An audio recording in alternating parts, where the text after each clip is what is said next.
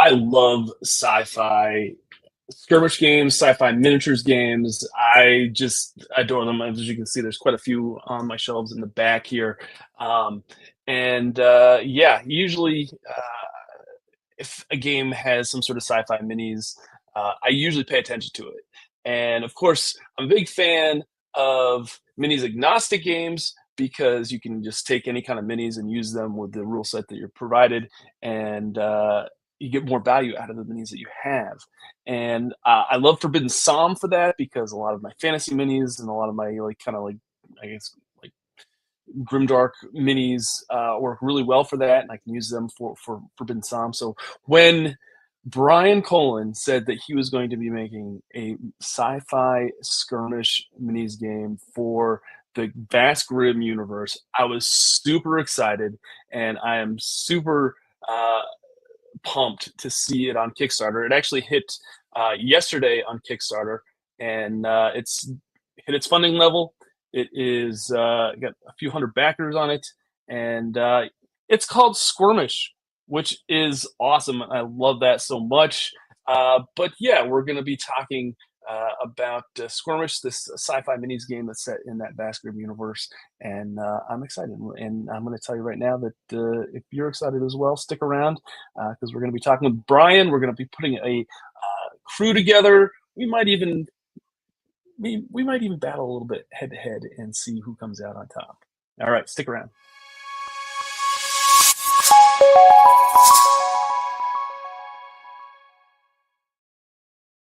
Hey everyone, welcome to Victory Condition Gaming. My name is Doug. Tonight, or today, whenever you're watching this, we're talking about Sqwürmish. This is a sci-fi minis skirmish game from Brian Colin at Creature Creation, and it's just a really awesome little fun minis-agnostic skirmish game. If you are familiar with Forbidden Psalm, you're going to see a lot of similarities here, and yeah, it's just a really great way to get more use out of some sci-fi minis. This Kickstarter has a core book and a paint set and STL files, and you can actually get the physical minis. But yeah, we'll talk to Brian a little bit about that here shortly. I'm going to tell you that if you like sci-fi minis games, let me know in the comments what some of your favorite sci-fi minis games are. If you backed Sqwürmish, let me know that as well. I was super excited to see this pop on my radar. I think Brian told me about it at Granite State Comic Con. I think maybe back in September that he was working on this. Might have been a little bit after. I can't remember for sure, but it was shortly around that time, and I'm super excited to see it live. Yeah, if you like this content, please hit that like button down below. If you're coming across the channel for the very first time, I would love it if you hit that subscribe button. We love to feature all sorts of different creators and projects and on this channel, and just try to promote the cool projects like the one that Brian has going on right now. I'm going to tell you right now to go check out the link in the description. But first, let's stick around and talk with Brian, the man himself, the guy behind Vast Grimm and all things grim, dark, sci-fi universe. Brian, thanks so much for coming on and chatting with me tonight. Doug, thank you so much for having me, and it's always great to see you and get to hang out and chat and catch up because, yeah, there's just never enough time in each day. Absolutely, there's never enough time for all the things that we love to do, and I'm so glad that we can have time to chat tonight about Sqwürmish. Brian, you're just building out this whole Vast Grimm universe. I love it so much. You had the card game, and now you're gonna have this mini skirmish game. Congratulations on the Kickstarter funding Thank you and so much. yeah. You want to tell us a little bit about Sqwürmish? And I tried to talk a little bit about it, but if you want to talk a Yeah. little bit more, why don't you give us the 2-minute sales pitch on it? I mean, you gave the overall concept, or like the basic gameplay, but it's set in the same universe as Vast Grimm. So the universe like in the RPG and the card game, it's coming to a horrible end because most people have been infected by these horrible parasitic worms that turn you into alien hive mind like zombies known as the Grimm. So you're playing in that universe, but you're playing a crew of 5 characters. And in the book itself, there's 13 different scenarios that you can play out. They're connected in arcs of three episode adventures as an arc, and the final one's 4, so that as you go through them you can level up your crew, you can build up your hideout and make it better so that you can start future episodes or scenarios with better things, so that each one, maybe it'll get a little bit easier, especially as the nasty things get harder. But it's bizarre, it's weird, it's over the top. In this, there's way more of a chance that your characters are going to get infected with a worm. But don't worry, there's all sorts of worm extraction tools that can be used to hopefully get them out of you. I love that. I love that. This just seems like a natural Brian Cohen project, just knowing how you are with like sculpting and creating your own stuff, like, and that's what I think is totally awesome about the Forbidden Psalm, like that whole like community is like they're all kind of making their own stuff, they're making their own, kind of taking minis from pieces from different minis and kind of making their own minis that they want, and this is a perfect project for that. And then I think I see in the background there you've got you kind of made some terrain for this game. Is that Yes. is that what I see in the back? Yeah, so actually, like the terrain that you'll see in a little bit as well is like that's on the gameplay. So this is some kind of moon, like planet weird rock formations that I created, just cutting out foam core and then doing like paper mache over top of it. Then I've got a tower here that's uses pieces from like a above ground pool, random things that my kids got out of gumball machines, and just kind of gluing it all together and painting it up and making weird stuff. Like this was if you ever have to do weed eating and you have to replace the little plastic spools, this was the plastic that went over top of all the spools in the container. I just keep all sorts of weird shaped plastic packaging that I can somehow reuse and kit bash later. There's zip ties on here and pieces from Gundam models, just the sprues that are cut out, and just glue it all down and make it shiny, and it'll work. I love that so much. I think that's super rad, and that's yeah. It's weird. I was never into. This is my first real foray into war games and miniature games. Really? So Okay. I never created terrain, like even with the weird, like the sculptures I do. I never did that smaller stuff. So like making that stuff was so fun. Like, Oh, yeah, it's so enjoyable. And in in all of the scenarios, I'm sculpting, I'm crafting the stuff, and then I'm photographing it for the layouts of the book. So some of that dictating how the scenarios work out. Like I started making that stuff, and then I started writing the scenario around what I had built. Janet says Brian is the person who sees something and says it has potential, and then actually does something with it. Thank you, Janet. That's true. That's true. I love this. This is like your first foray into skirmish games. I think that's super cool. Like that's. Did you? So you haven't played any? You haven't really had any skirmish like not like in the hobby, like growing up, I never played like Warhammer or anything like that. It was probably like 2-ish years ago. There's a convention in Atlanta called Southern Fried Gaming Expo. Yeah, I hear some really good things about it. Yeah, so my son and my nephew had gone because I had a booth there, and they came and they went and they played a Western skirmish game called High Noon, and it's very like PvP, very just shooter. Whoever wins or has the most gold at the end of the thing wins. And then he's recently gotten into Marvel Crisis Protocol, and we'd been playing that. But almost every time we were playing, it was really just like the me versus you, and that's it. So after doing those for a little while, I had Forbidden Psalm on my shelf. I also had the Dread Knights version, which is like the vampire-y gothic horror one. So I pulled that off, and I'd read through them before, but I hadn't actually read them and let them sink in and play them. So Wyatt and I decided we were going to start playing. We were going to start playing it together, and that's when I was like, well, I mean, this Forbidden Psalm's a hack of Morkborg, Vast Grimm's a hack of Morkborg. Why not, like, why am I not playing in my own universe? Um, and like, I like the idea of it being a little more narrative, where there's like, it's not just me versus you, it's me versus you, but we also have to shut down these things, kill these things, and find a key card so that we can have this to take back and make credits selling it to Kid Arachnid on this weird asteroid. I love that. Mark says, I haven't been this excited for a skirmish game since Heavy Hitters. Thank you, Wow. Mark. I don't know what Heavy Hitters is, but that's awesome. Yeah.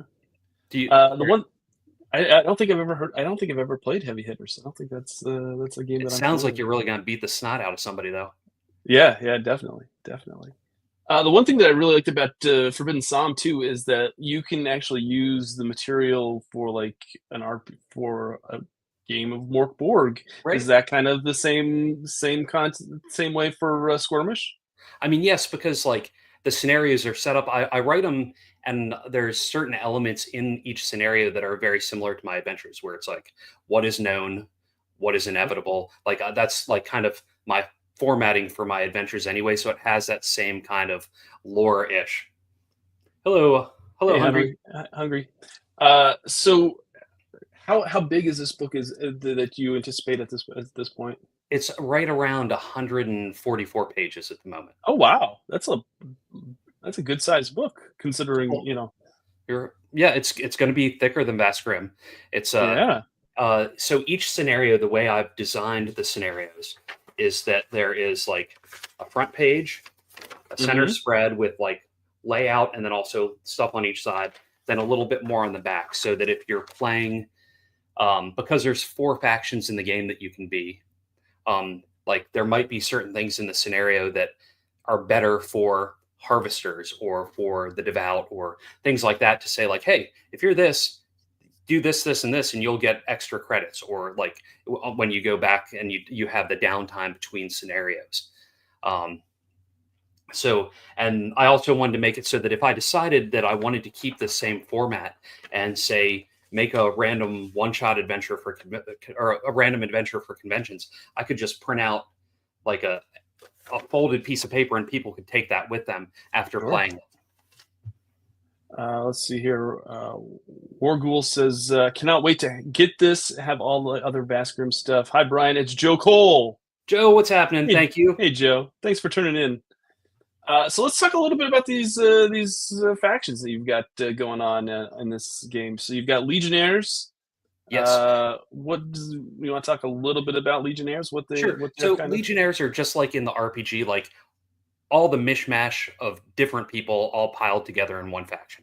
So that's kind of, you can be a little bit of everything from all over the universe, just kind of trying to survive together. They're kind of like the generic group, but so like, and each type of faction gets things slightly different when you play. If you like, they just get an additional 5 credits for each survivor of their crew at the end of a scenario. Gotcha. And then you've got the Devout. And those are the people that want the universe to come to an end. They're the ones that want the Würms and the Grimm to take over. So, like, if there are Grimm that survive that didn't get killed in a scenario, they get more credits at the end of the scenario, because they want to try and keep that. They want humanity to face their end. Gotcha. Harvesters are. They're the ones that like extract worms. Like they find people falling on the battlefield, take the worms, and sell them on the black market. Each harvester starts with one of the extraction tools. There's a table of different types of tools, so it's easier or harder to get the worms out of you in the middle of combat or after a scenario. So they get the worms out and sell them. And then we've got Raiders. And they're basically your space pirates. So, like, I've got a Space Raiders RPG book expansion. These are those guys, and they all start with a breather mask, a rebreather, and that helps when being in toxic atmospheres or when you're interacting in close combat and somebody's infected with the Grimm Parasite. Michelle says Raiders. What's up, Michelle? Let's see here. So, of course, this game you've got minis for the which Yes, is awesome. Let's talk a little bit about the minis absolutely. that you've got set up for this game. You've got folks that can pledge for STL files if they have a 3D printer, Hmm. and then you've also got physical minis that people can purchase as well or order as well. Why don't you tell us a little bit about the minis that we've got going on? Absolutely. Well, first off, the reason I have minis for this game, because originally I wasn't going to, it was just going to be the book. It's all because of you, Doug. It's because you invited me as a guest to What? Granite State Comic Con, and my next door neighbor, you put me next to Brian I Shutter, who we had never really did. interacted, but we had passed each other before, and we became fast friends. And he had his minis for Neon Lords of the Toxic Wasteland, and then Saul, who sculpted them, lived close by, and he came to the convention, and he picked up a copy of Vast Grimm, and then, little time passed. I ran into him again at Gamehole Con, and I saw like I played a little bit of rollerball with which is something those two are working on as well, and got to see those minis. And so after that show was over, I got home and I was like, "Hey Saul, would you have any interest in making miniatures for Sqwürmish?" And sure enough, all these beautiful sculpts are his doing. I like a lot of it. I didn't even give any real direction. I let him like, okay, I want one for Yeah, this class, this class, this class, and I'd like you to interpret it, because for me, when creating RPG stuff, that's part of the beauty of it, is leaving it, seeing where somebody else takes it, and so like letting him have inspiration. There's certain ones where like I already sculpted like the Turgis worm head, and I've done a full side illustration where it's like, okay, here's material. But for a lot of them, he got to explore and do play with it how he wanted to. that's awesome. That's awesome. 1% royalties for Doug. Michelle, I guess, is going to be my agent. I guess for Excellent. well, yeah, no royalties. I'm glad that worked out for you because that's awesome. Yeah. I think that the minis that are on this campaign. I'm actually, let's see if I can show them here on the screen. The minis look amazing. Like I Yes. love all of the stuff that's been put up so far. So one of the things, I wanted one of each of the core classes in the RPG book for Yep. things that you could play. Then also wanted to have creatures that are in the RPG book as well, because maybe some people just aren't into skirmish games, but they play Sure. Vast Grimm, so they could have these minis if they wanted them at their table. And then, so through the connection to Brian Shutter and Neon Lords, when I was starting to work on this, Brian was like, "Hey, what if we didn't like we did a spin-off and jumped into the Neon Lords world?"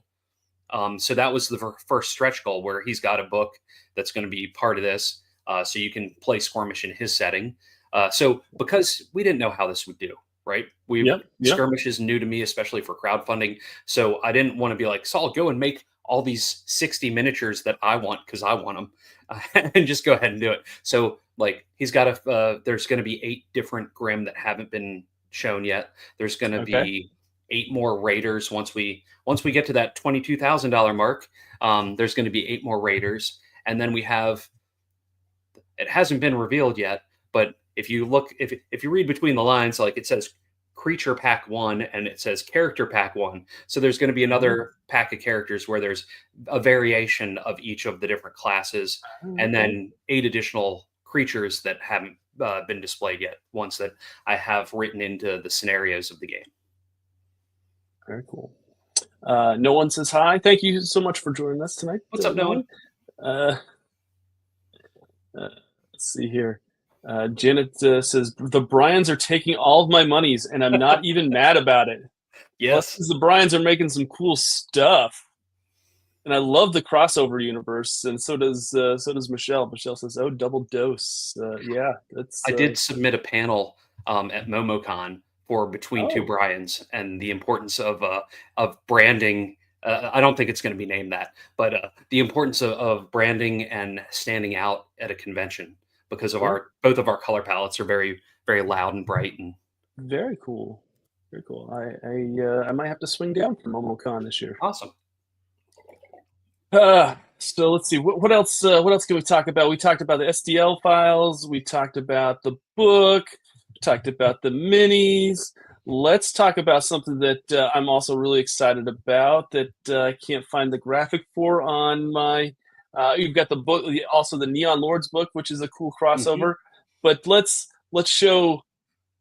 We got some grim dork paints. Yes, Of course, you all know that I'm a big fan of Greg and Meredith over at Turbo Dork, and absolutely. yeah, let's people can also get some Turbo Dork.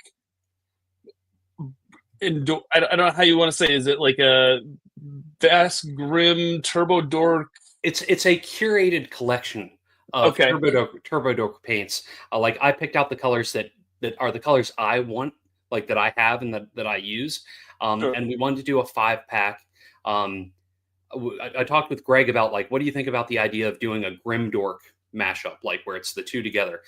We couldn't do the labels on the actual bottles because those sure, bottles actually have to go out for testing, and that would be a big process. But they are going to be packaged in a box that's going to be a mashup, going to be a Grimdork box. It's going to come with an exclusive variant mini that's like one of the Soul Survivor minis, but he doesn't have a rebreather on. He's got a different weapon. He's got a wrench in his hand instead of the blaster, and he's got the blaster in its holster. So it's a cool, fun add-on because it's like, wow, like cool. I've got there's the Grim minis. Now there's the Grim Dork paint, and Grimdork with two M's, because that's how I spell Grim. sure, .com was available when we were first talking about it. So I was like, I'll just bank that away just in case we happen to do other collabs in the future. sure, sure. Uh, Daniel says, changing my name to Brian so I can sell some books. Do it, Dan. Do it. Do it. Do it. And then Mark is all on board with this between two. We need a between two Brian's panel at all the cons. Yes. Absolutely. Absolutely. Yeah, I'm excited for you, Brian. There's a lot of goodness and a lot of fun stuff in this Thank campaign, you. and I hope more people get a chance to back it while it's live. It's good for it looks like 28 Through days March from 13th. today. Yeah, that's so you've got until mid March almost Yep. to back it.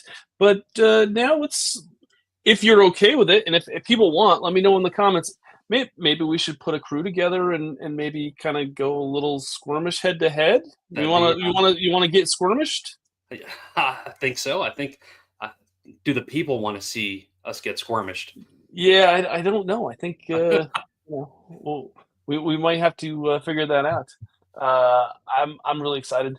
I will tell folks that if you are interested in trying out the Skirmish rule set, Brian has a link on his Kickstarter page that you can download the playtest, and this is actually I think the third edition or the third playtest Yeah, there's been volume. slight variations, like things where like because like I didn't send this to Walt to editing like I do with all my normal stuff, and I was like, wow, for some reason my fat fingers definitely didn't type worms right 3 times, and there were a couple like little things that just need to be tweaked.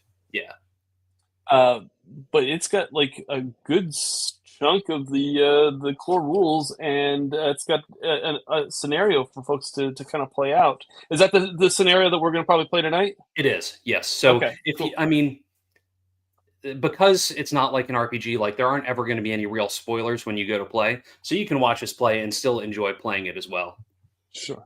The other thing that I will mention, because I don't think that we mentioned it at all at the top, which I apologize, because this is a huge selling point for a lot of folks, is that you can play this as a skirmish game head to head. Hmm. Like if you wanted to play it head to head, you can play it co-op or you can play it solo. So Yes. I love the fact that there's so many different options with this rule set. And of course, that's pretty standard with Forbidden Psalm as well.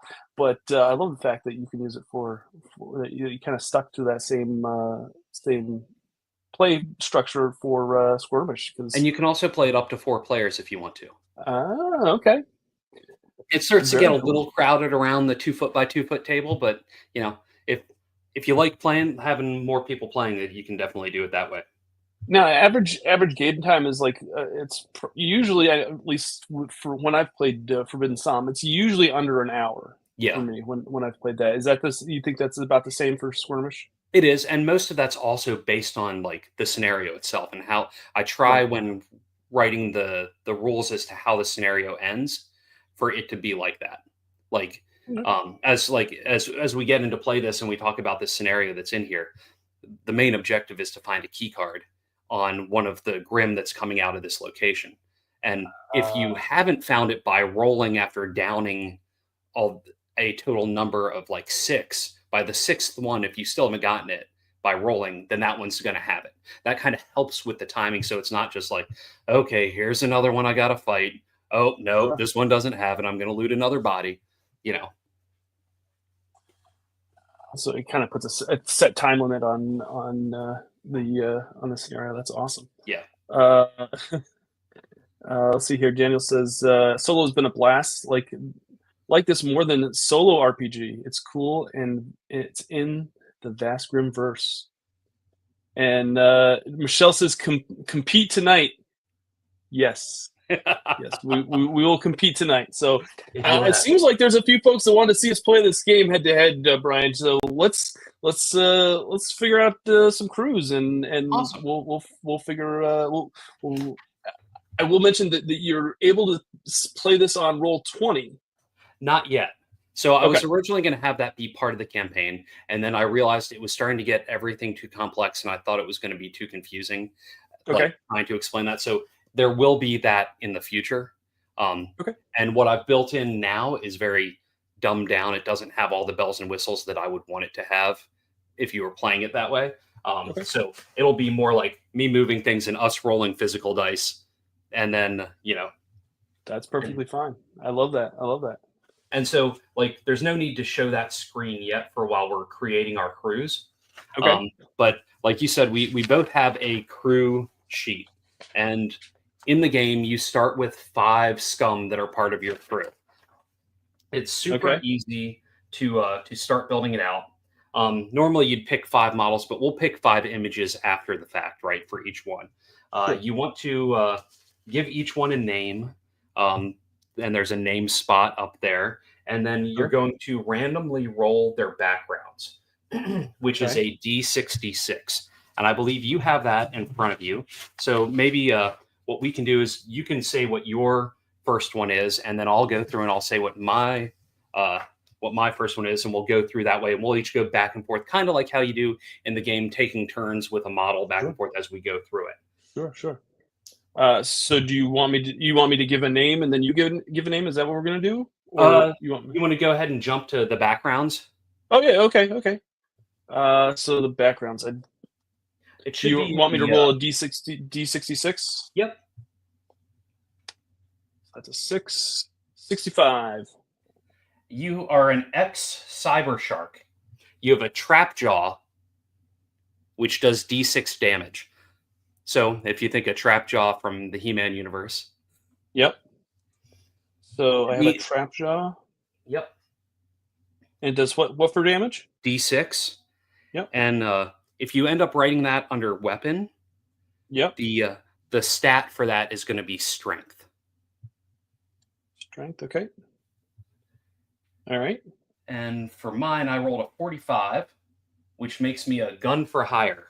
And that gives me a pulse rifle. Okay. What does that do for damage? For damage for a pulse rifle, that is... I don't have these quite as nailed down as some of the others. So let's see. I found my backgrounds right here. It's D8. Okay. And it uses a battery because just like in Vast Grimm, everything electronic is battery based. Batteries hold 24 charges, and when you use it, it uses charges from it. Okay. 6. 1. I have I rolled an 11, which looks like it's a SHI shoveler. Shoveler?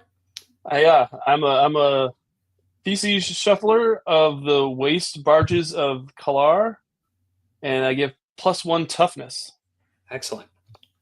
Where's my toughness? +1 right there. Poop. Shoveler. All right. And for my second character, I rolled a 36. They're an Okay. emobot repair. They were an emobot repair line operator. So they have a tech DR12 test to heal D4 bots or heal bots for D4 hit points. So I can Okay. heal any bots with a tech test. Nice. I rolled a 13, and that is an Intergalactic Wrestling Federation star.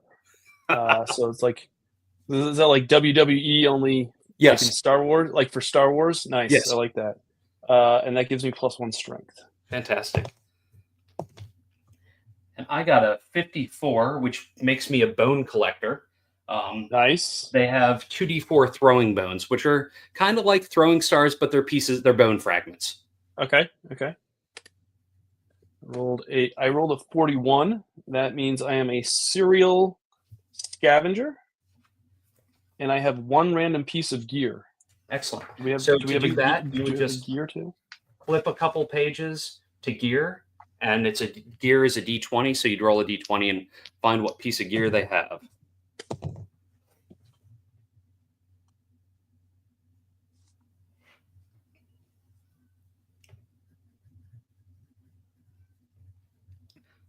My guy, what's that? I found a gear. I have a cyber kitty. Nice. So Cyber Kitty, you can kind of control like a pet. They can do their own thing. So they can have their own action. I ended up getting a what was it? It was a corpse. They used to be a corpse removal technician, so they have a hover plate, which is just like a long piece of metal that they can put stuff on, and it sometimes wanders off. Nice, love that. I have 24. 24 is a card shark. Nice. I've got 2. I've got a cyber shark and a card shark, and that gives me 50 extra credits. Yes. So you must have been really good at gambling on Marauder's Cryosphere, and so you just have that extra loot. Okay. My last guy was a petty thief, and so they have a key card to scrambler with them. Awesome. So now that we've gone and gotten their background, we can go ahead and select a specialist if we want. So a specialist is on the next page. The specialists are kind of modeled after the core classes in the RPG book. You can randomly roll, or you can go through and select one. It's going to end up costing you 10 credits. You're going to start the scenario. You're going to start the game with 200 credits that you're going to be able to spend throughout your characters based on things that they may not already have. So you also have that extra 50 credits. Yeah. So to get a specialist, and you can only have one in a crew, it's going to cost 10 of those credits. Okay, so I'm going to be down to 240. Cha-ching! And if you want to read through and choose, or I'm more let's see what happens. I'm going to roll the D12 and see what I get. I rolled a 2, so that means I have Sole Survivor, last to die. If not engaged in combat, threats will move to the next closest target instead of the Sole Survivor. Yes. So the way threats work is like they're going to try and attack whoever is closest that's not their kind, that's in their line of sight. So you could be up close, and if you're not actually fighting somebody, they're going to go like if one of my characters is next, they're going to come to me instead of you. Okay. And I got the Twisted Biochemist, and so you just have to kind of decide who you want that to be. Gotcha. And so I'm going to make my Intergalactic Wrestling Federation star my Sole Survivor. Nice. Not combat. Threats will move. All right. I got the Twisted Biochemist. So each scenario, at the beginning of each scenario, I start with D2 concoctions. And that's on page 11 of this book. So I need to, let's see, D2 concoctions. It's going to be number 10, and it's D4 doses of each one. So I got number 1, and I got number 8. And for number 1, I got 3, and 8, I got 2. Nice. 3, 2. The first one is Nanite Dance Party. So if I shoot somebody with it, target shakes and soils themselves uncontrollably. They then have the dazed state, which is okay. So let's see, Nanite Dance, and then for number 2, or no, I'm sorry, number 8, I have Wake the Dead. So I can undo the effects of a death save if it's injected before the end of a scenario. So if somebody were to falls down and they're downed at the end of the scenario, they have to make a death save. So if I get to them beforehand and I inject them with it and they fail their death save, then they will have survived it. Oh, okay, cool.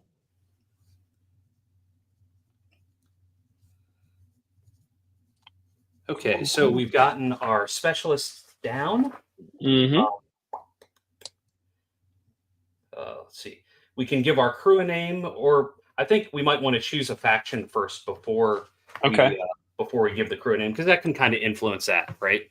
So I mentioned that there's the yo, what's up, Brian? You missed us talking about you. Yeah, you just missed us, Brian. Must have felt your ears a burning. If there's the Legionnaires, like I mentioned, that they one thing, there's two different things, and I didn't go into it in this playtest, but the different types of factions have different hideouts when you level up and things like that. So that'll influence, like for long-term play and campaign play, that may influence the type of faction you want to be, because you can level up and get different things based on that. But did you feel like you were leaning towards one of the certain factions? I feel like I have to use the Raiders faction. Awesome. Yeah, I feel like I'm if I don't, I'm going to hear about it in the chat. So, although I'll probably hear about it in the chat, even though that I chose the Raiders faction too. So in the up in the top area, so each of them start with a Raider rebreather helmet. So they are going to so that's going to be just a tier 1. Okay. And then also you can do a spiked headbutt for D4 oh, okay. if you want. Spiked headbutt, okay. The way the rebreathers work, depending on their tier, like say you're in close combat with something that has a Grimm Parasite in it, you would roll a D20 to try and not get infected. With the rebreather, each tier of rebreather, you get to roll an extra die and take whichever one's higher. So like a tier 1, you get to roll 2d20. Tier 2, you get to roll 3d20 and take the best one. So it's kind of fending off those worms from getting into your face and wiggle all up and under your skin.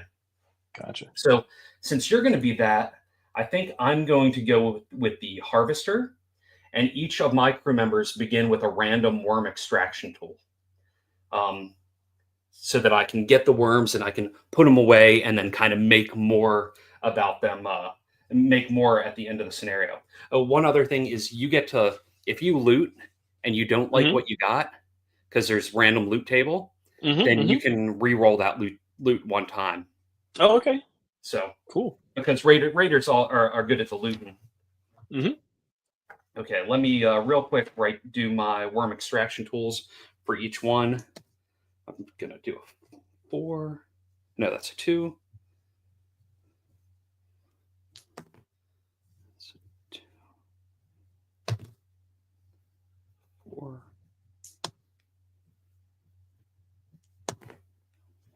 Okay.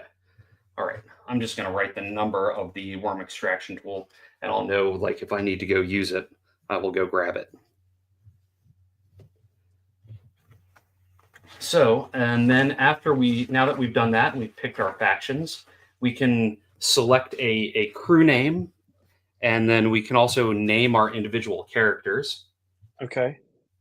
I think I'm going to go with the Caliente crew because Of course. Got to go with the branding a little bit.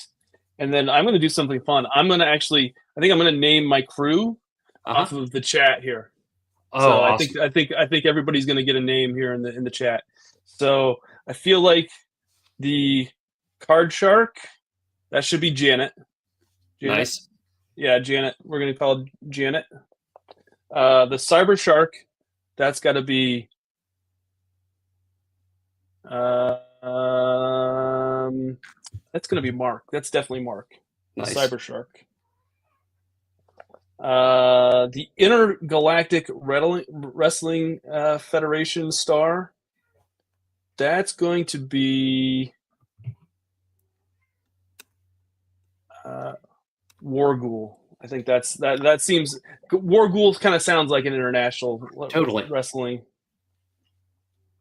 And then I've got I gotta name somebody the poop shoveler. I feel bad. That's not very nice. Ooh, let's see. No one. I'm gonna call no one. I like that you said me. That's fantastic. Even though. Oh, and no one's. And then the serial scavenger with the cyber kitty. That has to be Michelle. Nice. So we're gonna call Mish. Mish is that one. So have you gotten there we go. I think that's everybody. Yeah, I think that's all 5 of them right there. Okay, so you've got everybody. So as far as I can tell, people that have participated in the chat, there's only 2 other people, right? So there's Dan and there's Brian. Oh, there's Dan. Yep. So I think the one that's going to be the twisted biochemist that also can heal bots is going to be Dan, and then everybody else is going to be a Brian. So yeah, for sure. So we're going to have Brian 1. We're going to have Brian 2. Are we going to spell it differently each time? No, because the Y's are evil. Oh, okay. They're just going to be numbered. It's almost like they're going to be clones of each other. I love this. Look at this. The chat's loving this. I'm glad we're doing this. This is gonna be funny. We're gonna see who survives this Sqwürmish. So the next thing that we're gonna do is we are going to we're gonna go and select abilities on should be on page 6. Like after the specialists and the factions, the next one you pick from one of the 2 different arrays, and to go over the stats, you've got agility that helps with moving and dodging. You have presence, which helps with ranged attacks and aiming and focusing. You have strength, which is pretty obvious. Tech is going to help with things like hacking systems. As an example, in this scenario, there are 2 things that can be disabled to build a force field around the play area that we're in that will keep outside threats from being able to come in at the end of each round. So you may want to have one person that's okay with tech. Then you're going to have toughness, and that's hit points and being able to avoid infections and things like that. I'm going to use for the cyber shark. We've got I'm going to do the 3-3-1-0-0-3, and we'll talk about. I won't bore the chat with how I divided those all or allocated those stats, but for most of them, I think I'm going to do 2-2 -0 -1 and 2 for a lot of these. Warghoul, I feel like he needs to be pretty tough. So we're going to use that. We'll do the 3 toughness on that one. 0 tech. -3 again on presence. 1, 0. Let's see here. Actually, you know what? I'm going to do 3, 1. That's how I'm going to do that one. For no one, I think for the rest of them, I'm going to do the 2-2, 0, 1, -1, -2. So we're going to do the poop shoveler. He's got definitely -2 presence. As one does. We're going to do a -1 on the tech. We're going to do 2 on the toughness, 2 on the agility, and a 0 on strength. And then for Janet, the card shark, we are going to do a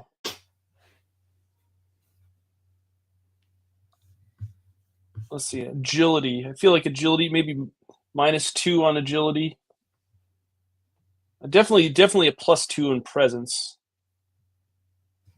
I feel like that's probably a +2. Strength is 0.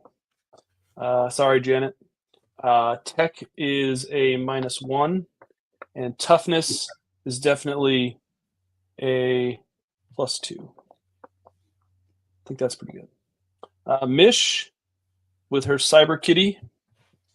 Let's see here. We're going to do agility. We're going to just do a. We're going to do for strength. We're going to do a 0. We're going to do a tech. I think Michelle's kind of tech savvy, so we'll do a +2 toughness, +2 presence. Oh, I've got a -1 and a agility is we're going to do -1 and presence -2. Although I don't think that really applies, but that's good enough. Well, and now we're about to wreck everything because now we get to roll a feat and a flaw for each of these characters. Oh, nice! I love this. So, 2 more pages in, you'll get, or after you get past hit points, then you got the feats and you've got the flaws. So, do you want to roll a feat and then a flaw for your first character? Then I'll do it for mine. We'll just kind of go back and forth. And Janet, we can see about a hoodie for Sqwürmish because I did the hat test, and I have a shirt that I wore yesterday for opening day, but I had the whole like anxiety, nervous tension about launching a Kickstarter, so it was time to wash that shirt already. But yeah, definitely. Let's see here. So I rolled a 9 for a feat, so that's it can carry up to D4 additional items, and then I added I rolled a 1 on my D4 +1 additional item.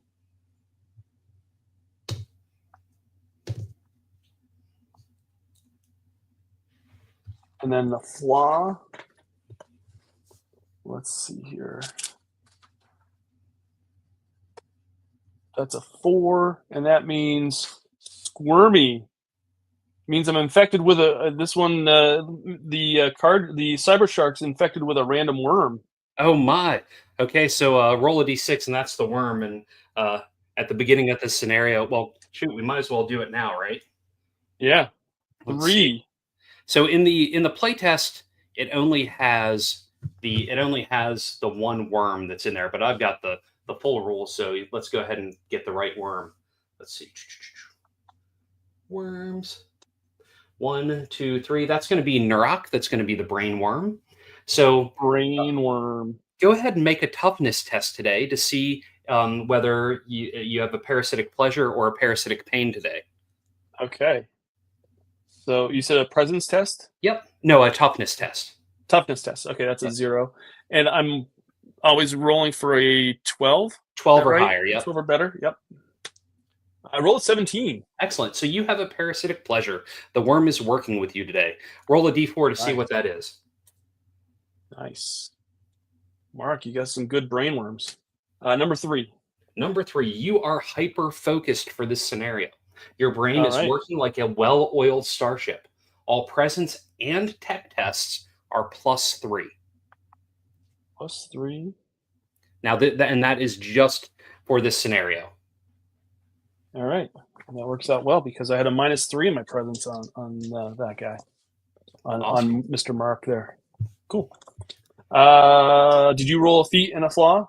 I did. So for my flaw, or for my feat, I rolled backed up. So if the one-eyed Brian, because I took Mark's idea, if one-eyed Brian, one eye in the name, dies in this scenario, there's a backed up clone of him back at my base, at my hideout. And then for my flaw, I got Brother Weak Eyes, which is -1 on all ranged attacks. Nice. Wargul, do you have the playtest materials downloaded? Because I rolled a 7, which is choose your feat, and if you have it in front of you, I'll let you choose the feat while we're That's doing awesome. this. Well done, Doug.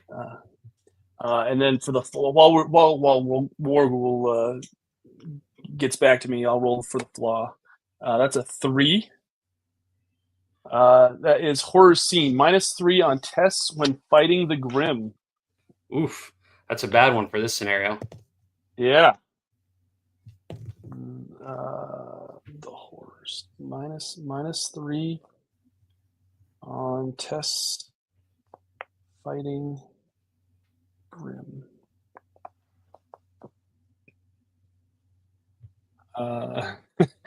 No one says, I thought backed up was going to be extreme constipation. That is a good one. I may have to rework that into something else. Okay. Wargul, that's fine.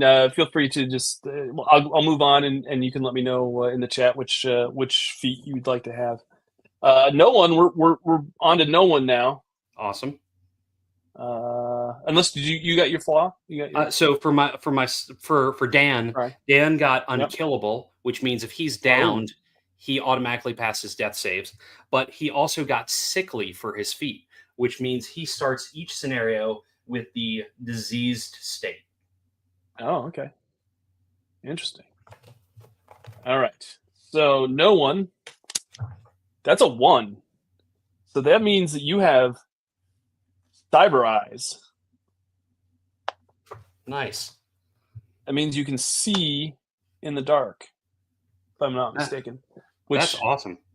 Kind of like the Pitch Black movie there with the, which I love. I actually really like those. I like that movie.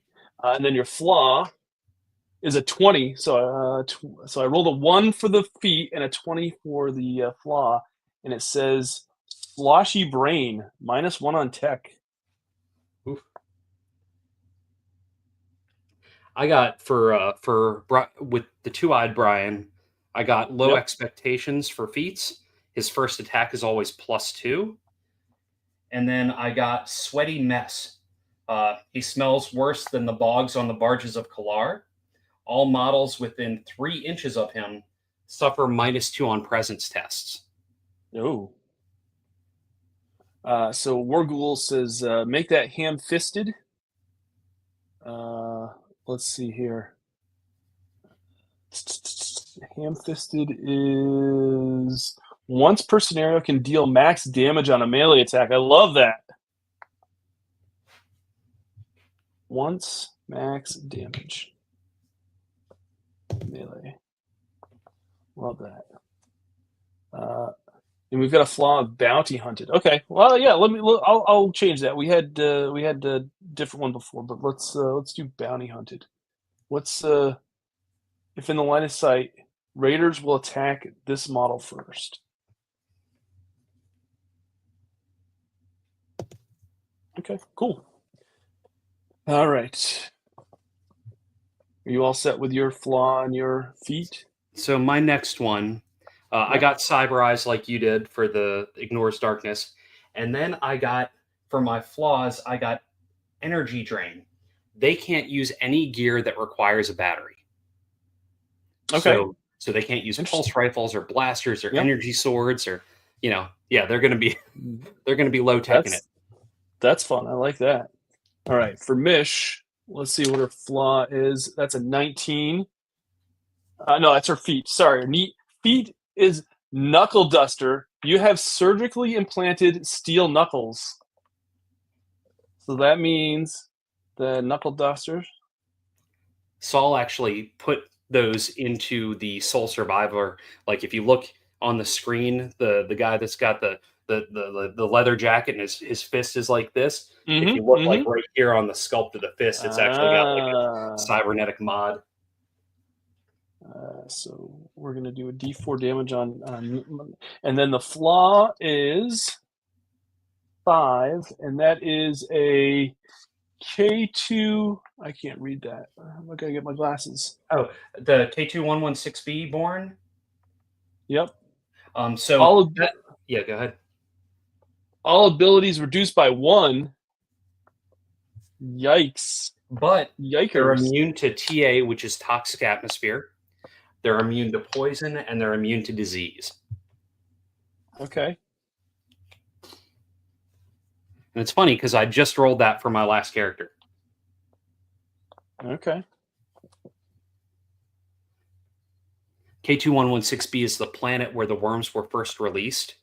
And so that atmosphere of that planet's very toxic. So they've built up that immunity to it, but they're weaker for it.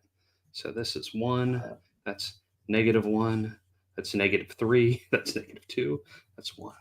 Yeah. Yeah, it's that makes those attributes pretty dicey. For Janet, the feat is 11, and that means neurohacker. Start each scenario with a random hacked tribute. Ooh, excellent.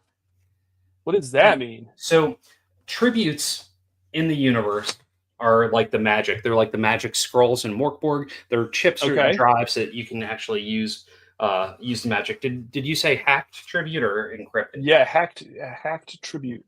Okay, so roll a d10. Where's my d10? Right there. 5. You have Grimm Beacon. So what this does, you to activate it, you make a presence test, and if you pass, you select a target zone, which is like a 3-inch radius space, and all the Grimm, when it's activated, on their action, they move to that location. Okay. So as long as it's within line of sight, you can say, like, I want it to be over here so that they will get away from me and go that way. Okay. And they can only use that once? You can use it multiple times in the scenario, as long as you succeed. Okay. Yep.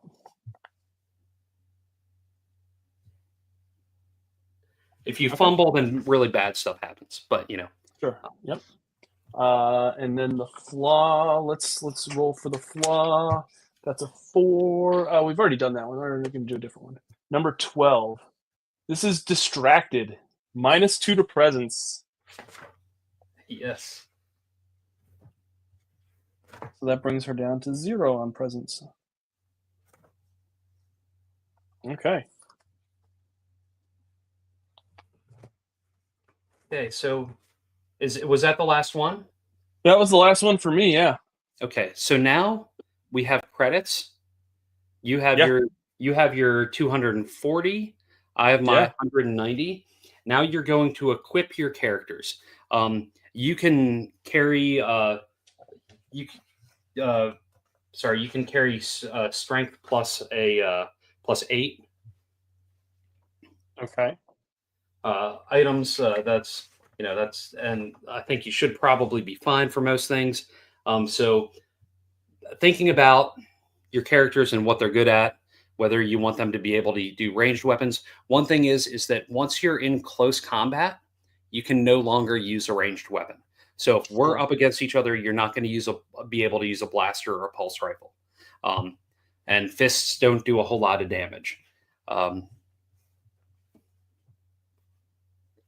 One other thing to think of in game, you have favors. You have 5 different favors, 6, that you can use once per scenario.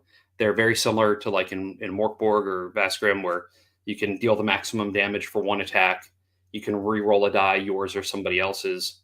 You can remove a downed model from the table, and it'll automatically pass the death save. You can neutralize a crit or fumble. You can automatically pass a test, and you can re-roll on the loot table and take. But you've already got the re-roll if you want to, with being the raiders. But that's another one that you can do. And you said I have how many of those? 4? You have 1 of each of those. Oh, 1 of each of those. Okay. For the scenario. Gotcha. And I can remind you as we play. Just Remind me how we get our maximum hit points? Oh shoot! Oh sure, that is it's 8 plus toughness, I believe. Let me double check Okay. that. It's been Yeah, a I minute think since I that made that characters. sounds right. Yeah, toughness plus 8. So toughness. So Mark has 8, Wargul has 9, Mish no one has 11. Mish has 9, and Janet has 10. Nice. You don't have anybody with 6 like me? No, I don't. That's awesome. Let's see here. Wow, I've got I can buy a lot of different things.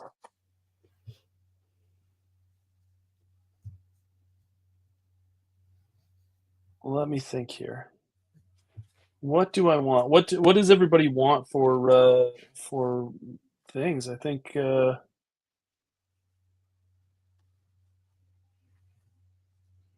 let's see here. And one awesome thing is you don't have to buy rebreathers for yours. Like if I wanted to equip all of my crew with a rebreather like you have, I'd have to spend Mm-hmm. 50 creds right off the bat. Oh,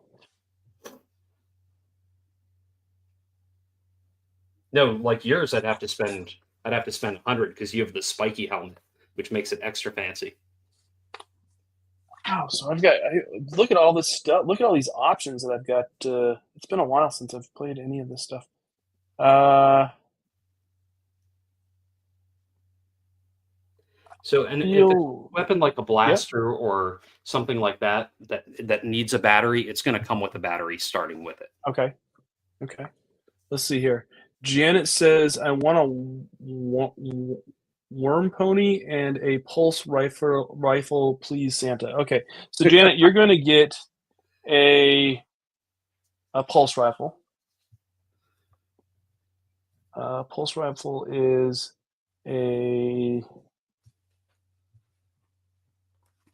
So it's going to be presence, and then it's going to be a D8 damage, and then every time you fire it, it's going to take 6 off the battery of 24.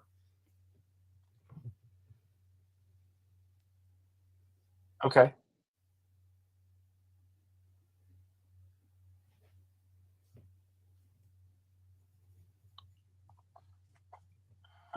That's 20 credits. Let's see here. I also feel like let's see here. Mish, you're going to get a semi-automatic pistol.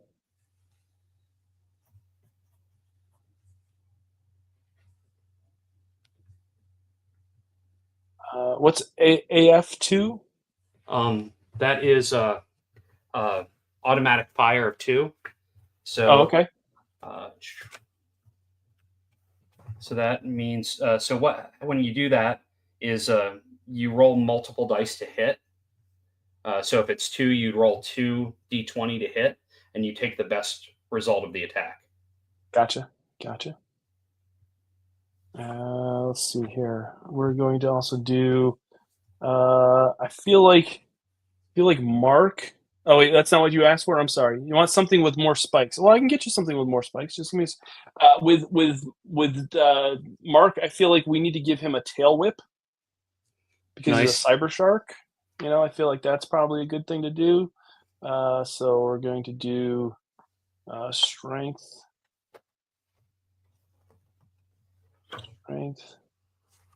a D6, tail whip. Let's see here. What she wants something else with some. I want something with more spikes. You could take something like you could get like a mega wrench and just say it's a spiked club and have it be the same cost and same damage if you want, because you can flavor your characters however you want.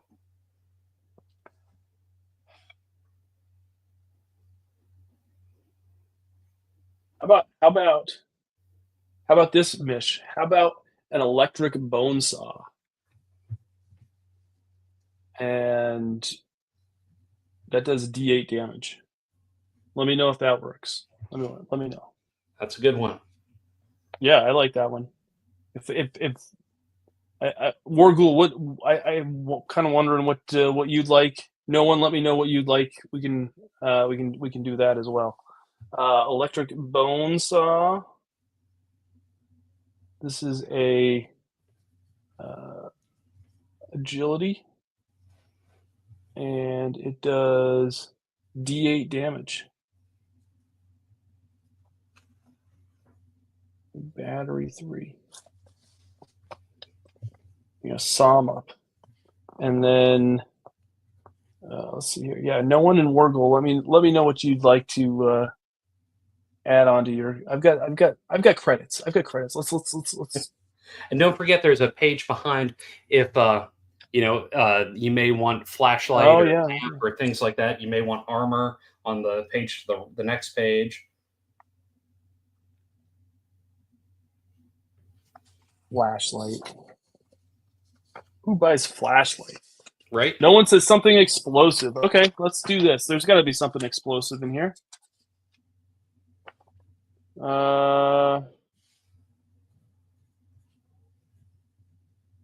What do we got here that's explosive?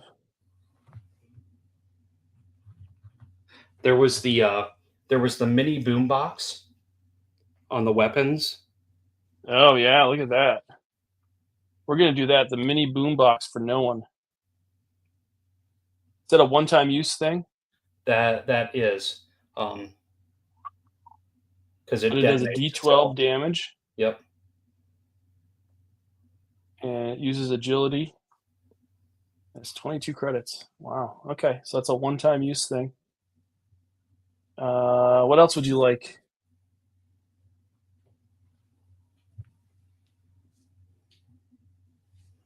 We've got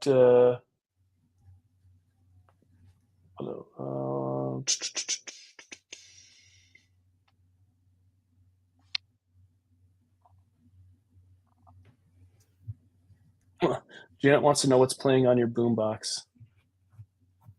I love that.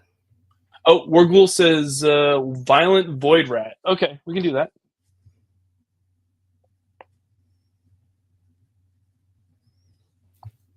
And that is a... Oh, that's 3 HP. Does a D4 damage. And it has a 13 CR. Oh, that's 13 credits. That's 13 credits. Okay. Sorry. I was thinking it was like a credit rating. But anything else that we would like to do? Do we need worm extraction tools? That's that. So if you want, those, the basic one, it's an agility test to do it. The cryo pack, it has like 3 containment tubes so that you can actually keep them. The medical grade extractor, that's like super like high grade tools. It makes it easier to actually to do it. And then the vein, the vacuum activates an infected nullifier. That's a fancy one that gives you +3 on the tests. I think I'm just going to give can I just give everybody a basic extraction toolkit? Sure, yeah. All right, that's what I'm going to do. Everybody's got forceps, scalpel, cryo bag, and yeah. Nice. Let's see here. Wargul says they want swill. Where is swill? It's down at the bottom of the gear page. Oh yeah, I didn't see that.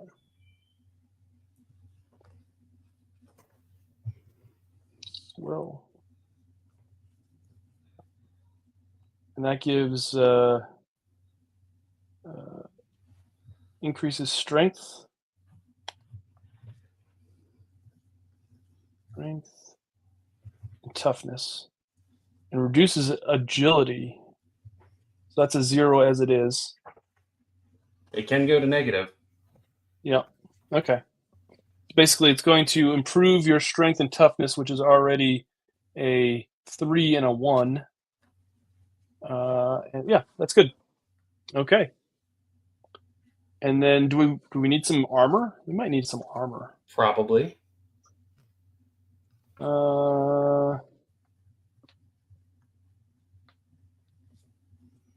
Let's see how much money I have. Wasn't doing very good keeping track. Let's just give everybody some basic armor. As long yeah, that'll be 75, right? Yeah, I think that'll be good. That'll give everybody. What does so? So that gives it an AV of 1. Okay. So basically, it just reduces the damage by 1. Yeah, we're just gonna do that. We're gonna give AV of 1. Cool, and that's gonna be it because I'm sure I'm probably either at or over. Cool. I'm going to do 1, this, and this, and then I'm down to 4 credits. Okay. Yes. Awesome. And okay, so all right. I think we've done all the things that we need to do. Do you have any questions about that part of it? I think that's pretty good. Let me know in the chat if anybody has any questions about crew builds, but I think it's pretty straightforward. It reminded me a lot of what you do with Forbidden Psalm. As it should, yep. So we're going to play the playtest scenario, which is open the gates of hell. So what's known like leaking across the network, and in the universe, the network is kind of like the web, the internet, the way that people communicate in small patches. There's been scrambled footage of a research facility experimenting with interdimensional travel. Previously undetected, the Moon CAV-34R is now a hot ticket item with creds being offered for all sorts of information. But the most intriguing bounty is 500 credits put up by Kid Arachnid. It's for the procurement of a keycard that unlocks the entry tower. It's been reported that facility workers on the moon will have said keycard. So the goal is to get a keycard from looting the bodies of facility workers who exit the entry tower. If you get the keycard and make it away, you'll get 500 credits. So Nice. setting it up, do you want to share I can share the screen. So what I've done is I've taken the things that I've made, I've photographed it, I've mashed it up and distressed it. So this is a bird's eye view of it. So in the center, the kind of golden circle is A. That is that's the entry pylon. Let's see. Can you where my mouse is going around? That's the entry pylon there.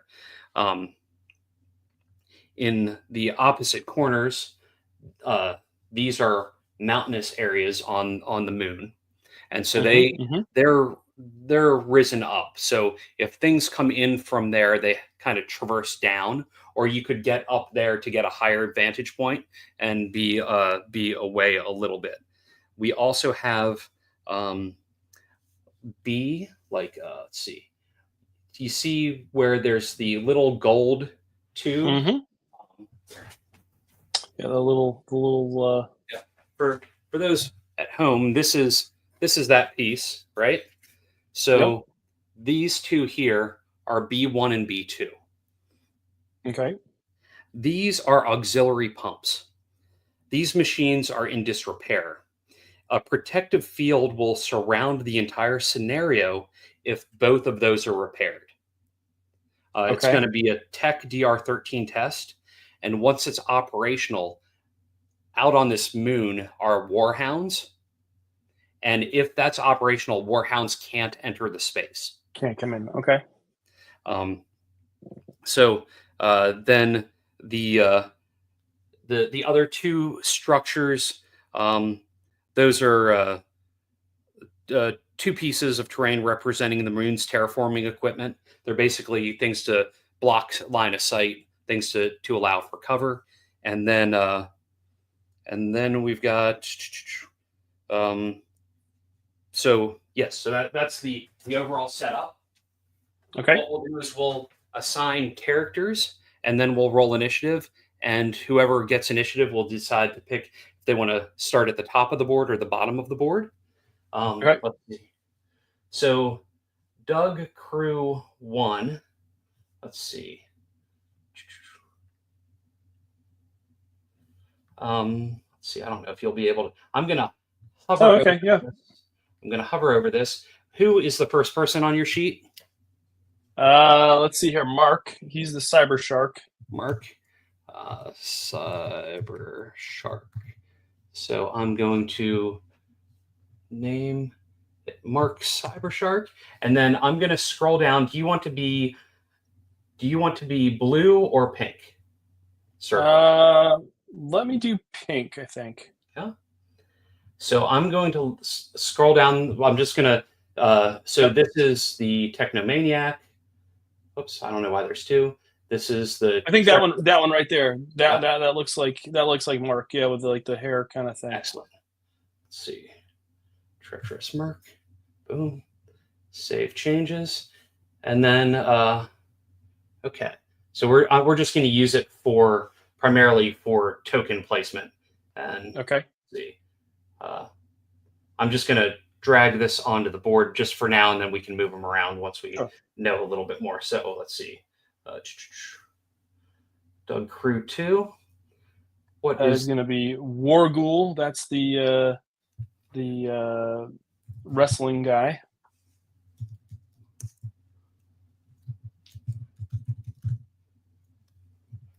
Okay, then we're going to go back to icons and scroll down to the. Okay, so we've got Emobot, Manshane. Oh yeah, that one right there, I think. Okay. Save.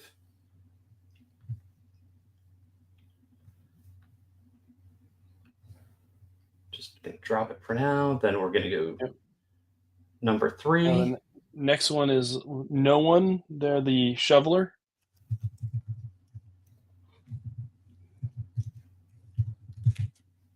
Oops. Capital H is fine. Yeah. Feel like. So we've got the Devout. We've got the Soul Survivor. We've got Twisted Biochemist. We've got. Let's do. Oh yeah, let's do the Harvester. That looks pretty cool. Where'd you go? Yeah. Save. And then you got Mish, the Scavenger. Now she also has a Cyber Kitty. Do we have a token for a Cyber Kitty or no? I did not think to do that, so I will have to see what I can find real quick. That's fine. What was Mish was what? The Scavenger. Scavenger. The Serial Scavenger. Okay, and then you have one that looks like a really old lady. Let's see. Let's see here. I've got the Technomaniac. I guess that one's okay. And then save. And then let me see what I can. Let me see if I can find cat.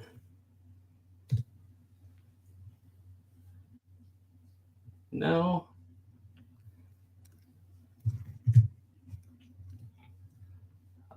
No, that's not going to be right. Let's see.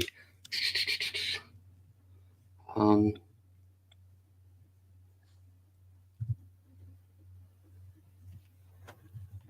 we can always just use something else if you've got.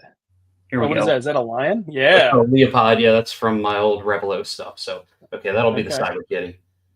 Okay, so then we're going to go to Janet. What's that? Yep. We've got Janet, the card shark.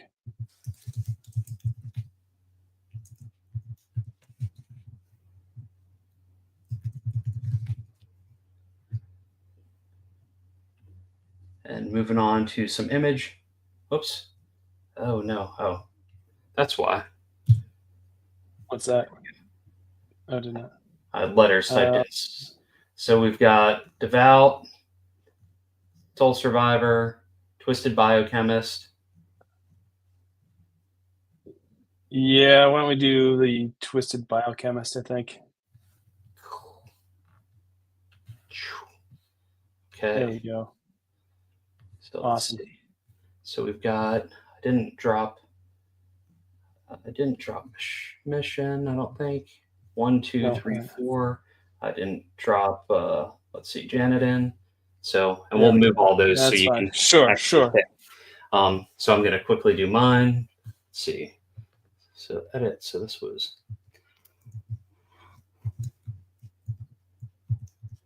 Brian with one eye. Oops. I'm just going to go down one at a time.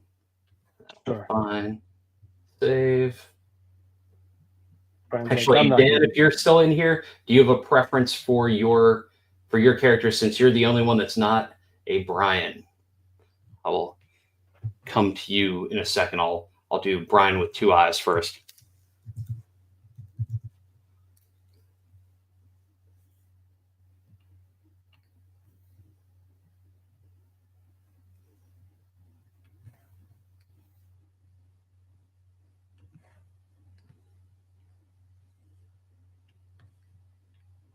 And did the Brian with one eye, Brian with two eyes.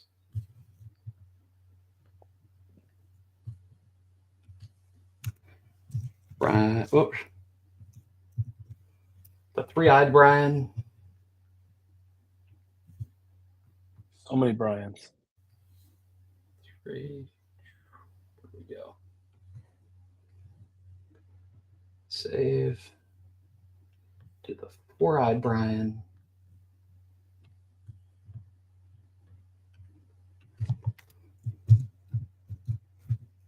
One, three. Brian with four eyes. And Maniac. Save. And then Dan will be the Harvester.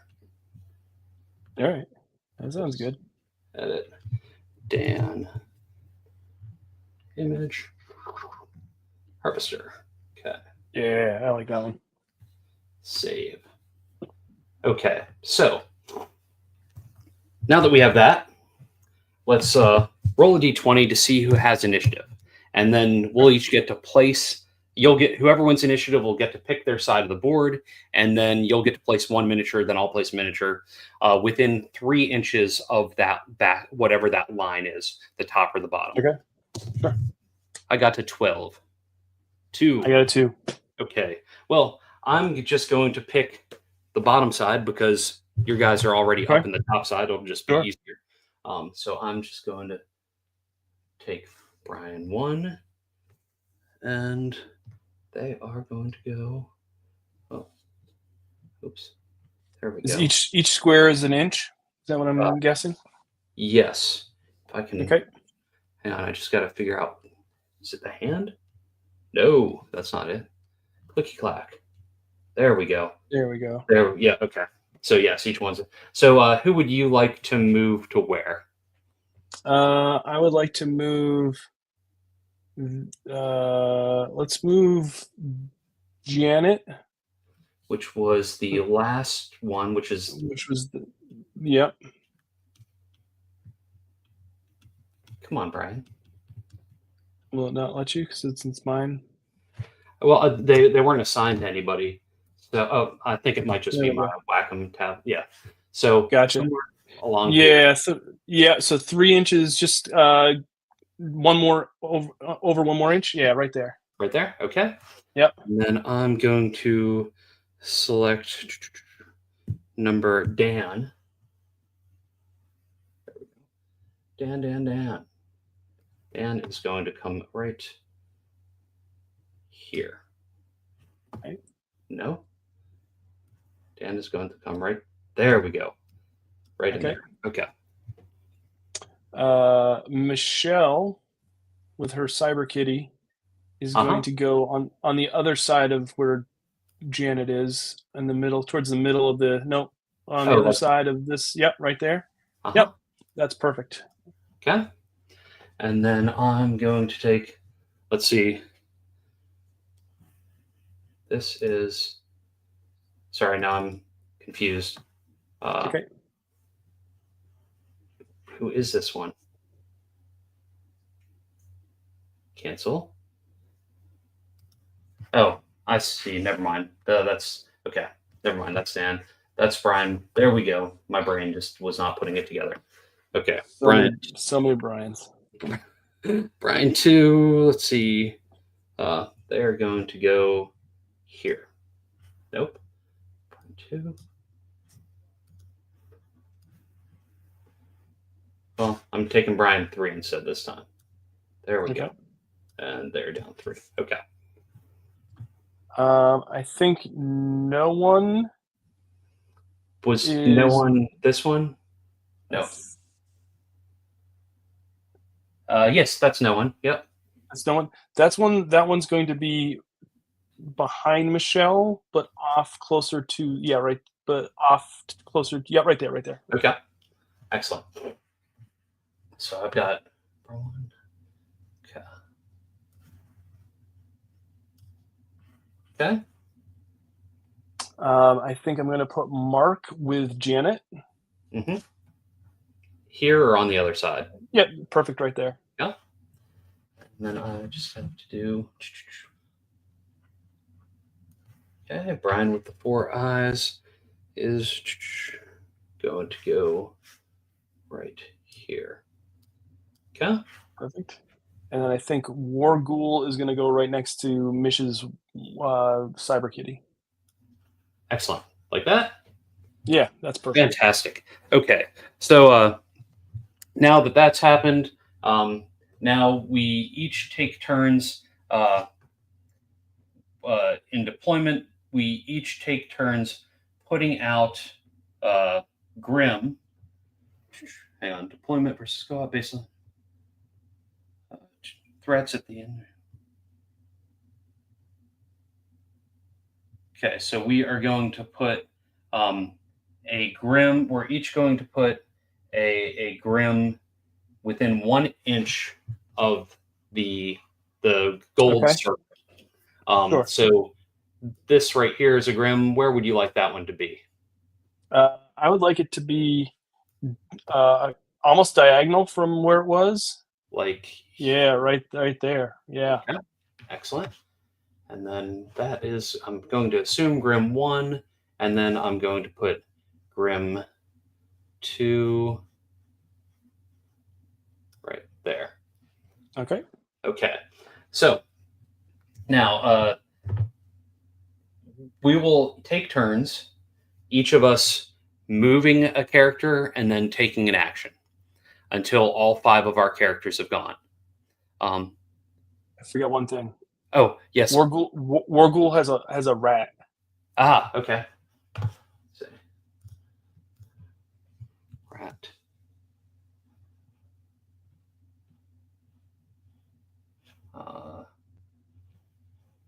What was that first one? Hang on. I thought of something that would.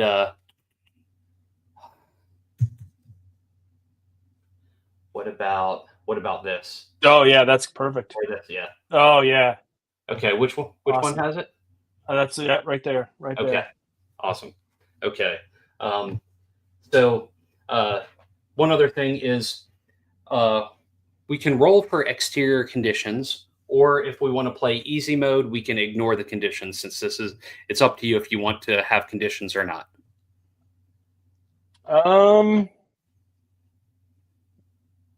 How often do the conditions come into play? Every round? So that'll be through the entire scenario. It just depends on what it is. It could be, as example, let's see. Oops, here, it'll be easier for me to drop this up. Let's see. I'm kind of leaning towards not having them, but I'm kind of curious as to what some of the conditions are, and I'm guessing some folks might be as well. Sure, absolutely. Okay, so depending on the scenario, there's exterior conditions and interior conditions.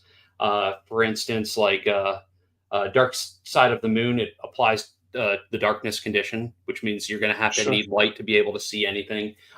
Toxic atmosphere, the air's thick, green, and unrelenting. Cosmic storm, it's partial darkness. Covered in sludge, all agility tests are -1. Geomagnetic pulses, all battery use costs are doubled. Extra high gravity, all agility tests are -3. crisp and clear. No extraneous conditions. Roid Rat Refuge. There's D6 Roid Rats. Start at random board edge. Scorching Sleet. All armor values are reduced by 1 for the scenario. And Frigid Space. Movement is reduced by 1 to a minimum of 1.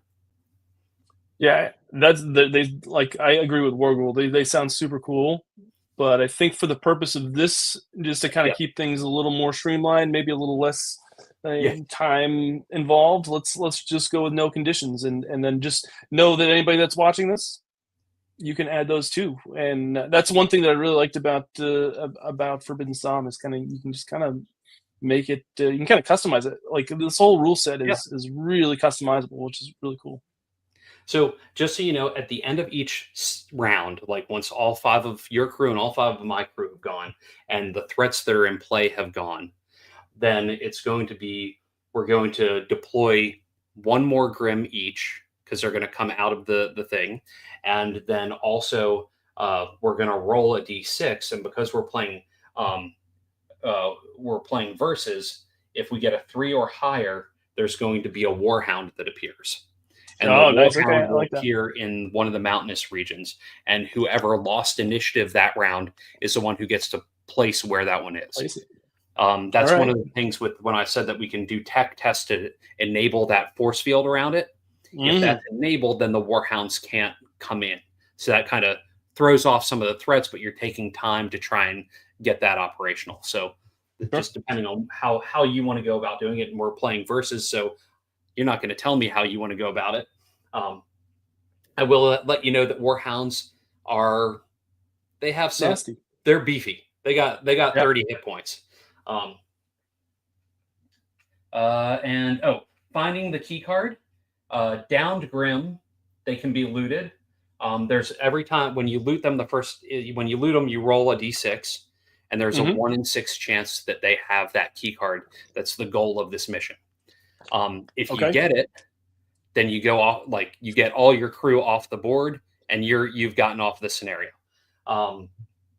If by the 6th Grimm that's been downed and looted hasn't gotten the key card, then that one will automatically have it. And and if you don't get the key card, then you roll on the loot table and you still get stuff.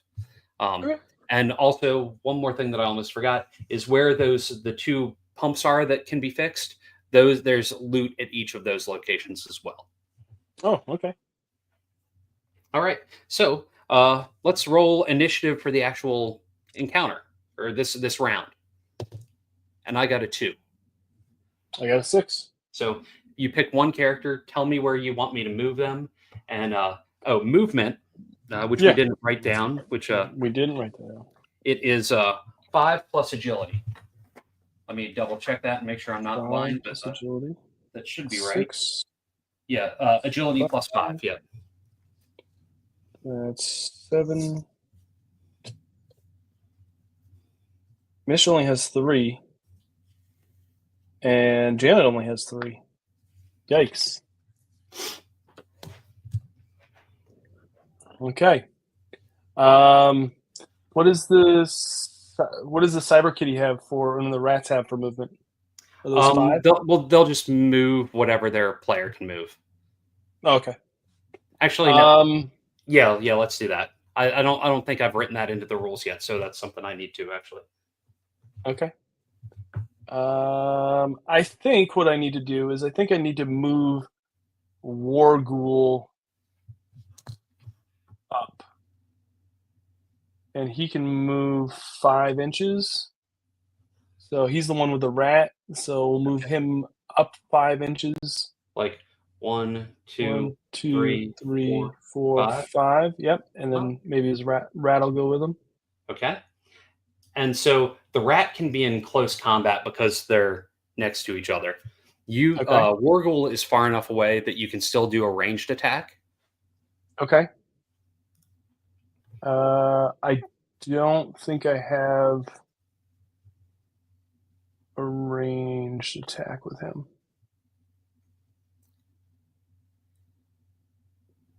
And but I can do a melee attack with the rat. Yep.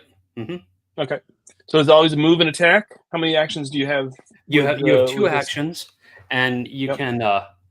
can well you have like you move, and then you have one action, or you can move and move again. Okay. But once you do an action, you can't move afterwards. Can't move. So Okay. you can use gear, use a feat, use a tribute, drop or pick up items, drag a downed model a range of 1, or do a second move.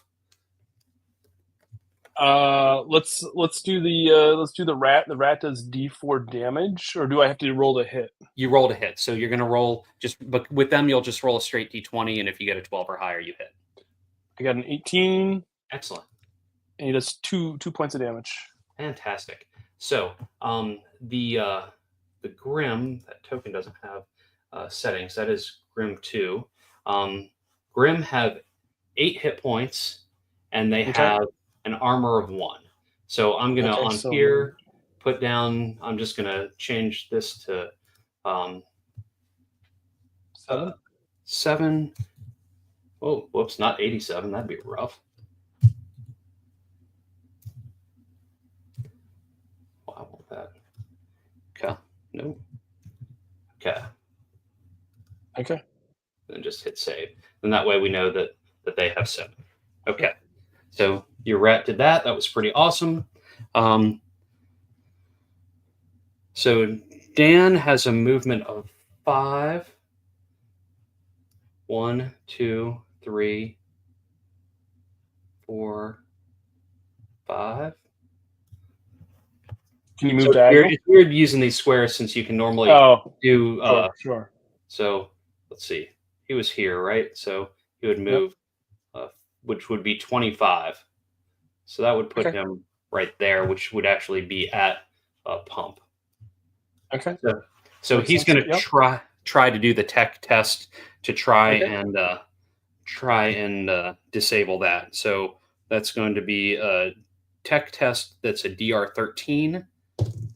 I got a 3 plus my 3, so I got a 6. So he failed.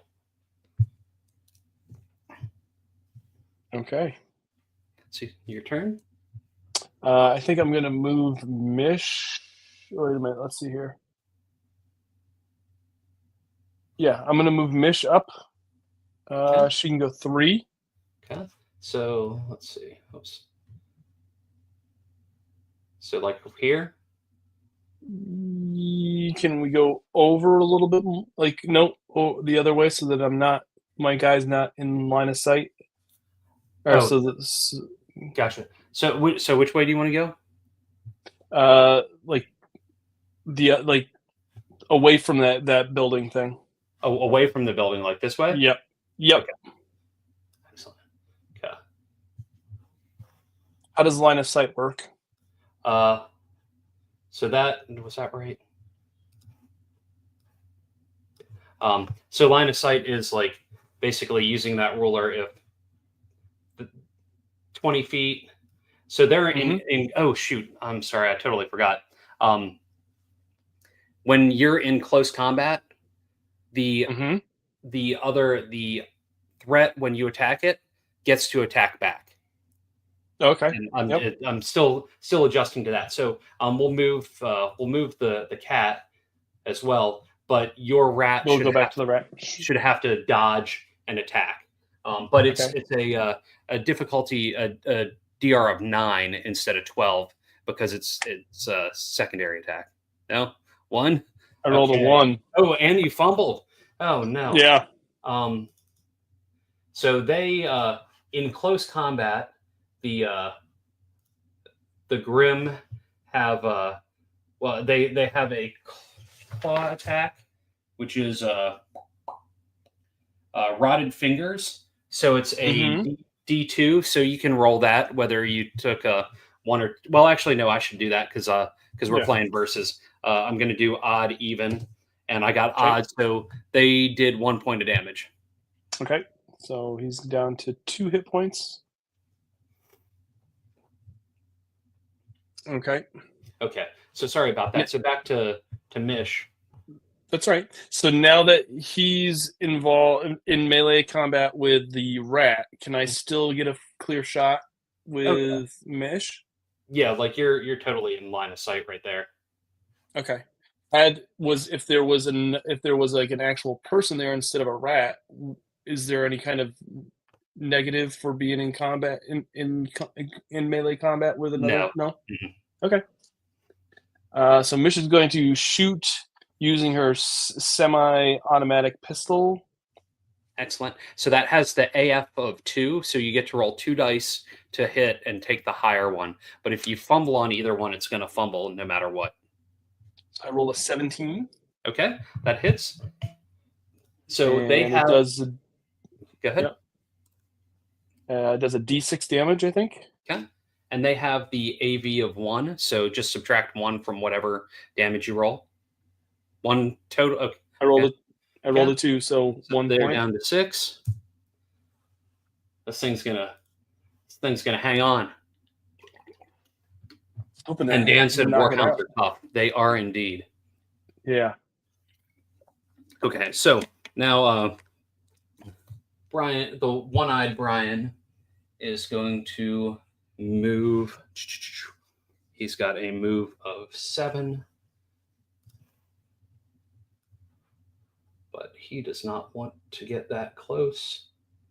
So he's just going to move there. And then he's going to shoot with a pulse rifle at them. So I'm going to roll my d20 and add my -2 presence. Oof. And I fumbled. That's great. Let's remind myself what the fumbling does in this. Find fumble.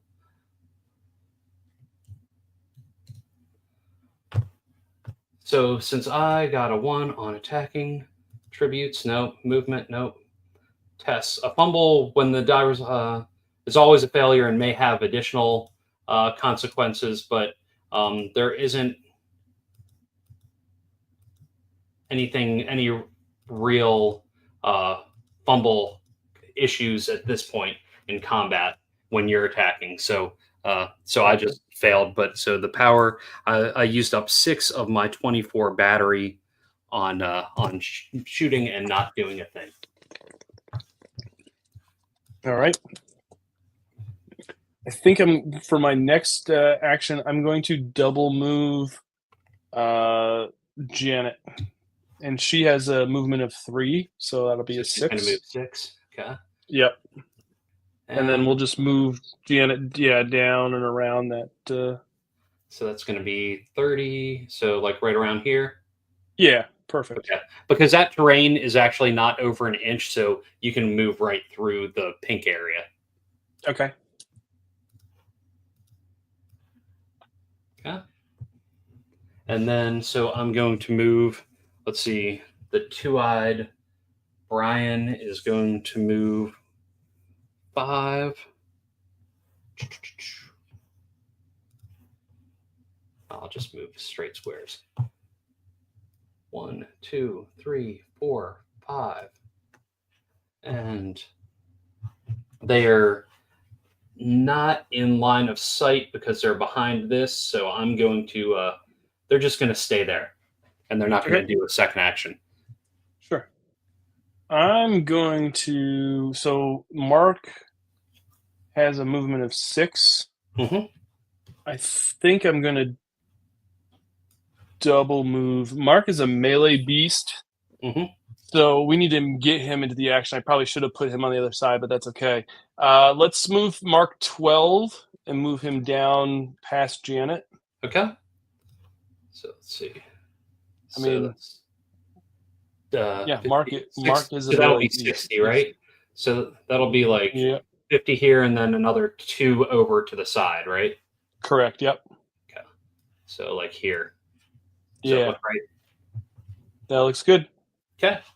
Let's see. So now I'm going to move on to the three-eyed Brian that has movement of 8 and no ranged weapons. I didn't do a very good job of giving my guys ranged weapons. Oh, Janet does have a pulse rifle. This one's the one that isn't allowed to use anything with batteries. So I was like, okay, they'll get a mega wrench. Gotcha. Sure. Okay, so it's your go. So I think the last person I have is no one, and they've got a movement of 7. So let's move them. They don't have anything that they can fight with at a distance. So let's move. Can we double move them right into combat with the? I mean, Grimm? 7's 35, so they can be in combat. Oh, they can. Okay, yeah, then let's do that. Okay. So you're now there. Yep. So, yep. What are you going to attack with? What do I got? We got a spiked helmet. Okay. So you're just going to headbutt with that? Just going to headbutt them. Yeah. So that one is, I think was there a stat with that? I don't know. I'm guessing it's probably either strength or toughness. I would be my guess, but I don't know. Oh, yeah, strength. Strength, okay. Oh, that's a 20.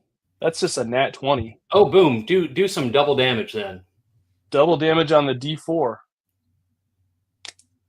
and it was a 4, so that's 8 damage minus the 7, so they are downed. Nice. So 0. No one just came in and just. Awesome. Okay. So that one's down. So that one can be looted when somebody has a chance to try and see if the key card's there. Okay. Let's see. So I still have Brian with the 4 eyes, and they have a movement of 6.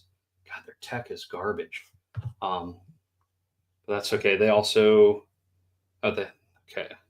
Sorry, 6. Let's see how far that'll get me. Oh, that'll get me right up to them. Yeah. Do it.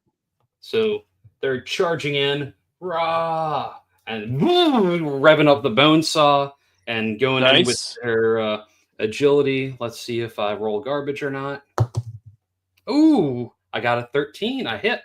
So that uses 3 charges, and that does a D8. Big money. 7. So that did 6 damage. Ooh. Oops, so. Okay. Okay. They attack back because they're in close combat. So I'm going to roll to avoid being hit, and that is a 9, which succeeds because unless I have a negative. No, I don't have a negative to agility. So so I managed to avoid getting hit. But awesome. One thing that I did forget because it was just your rat, and also for your for the last person that just attacked, because you were in close combat and because they are infected with Grimm Parasites, we have to make a Grimm Parasite test. So so your character there and my character, because I'm in close combat, you have to roll a d20 with your toughness modifier, and it has to beat a 17 because these are the Grimm. They're highly infected. 17? Yes. Now, with your rebreather, you get to roll an extra d20, but you have to get a 17 total with your toughness. And I have 2 9s. I have a toughness of 1. I got a 13, and even with my rebreather, I got an 11. So yes, so I've become infected. And you got infected? All right. Do you want to get infected first, or do you want me to get infected first? I'll let you get infected first. Okay, so let's see.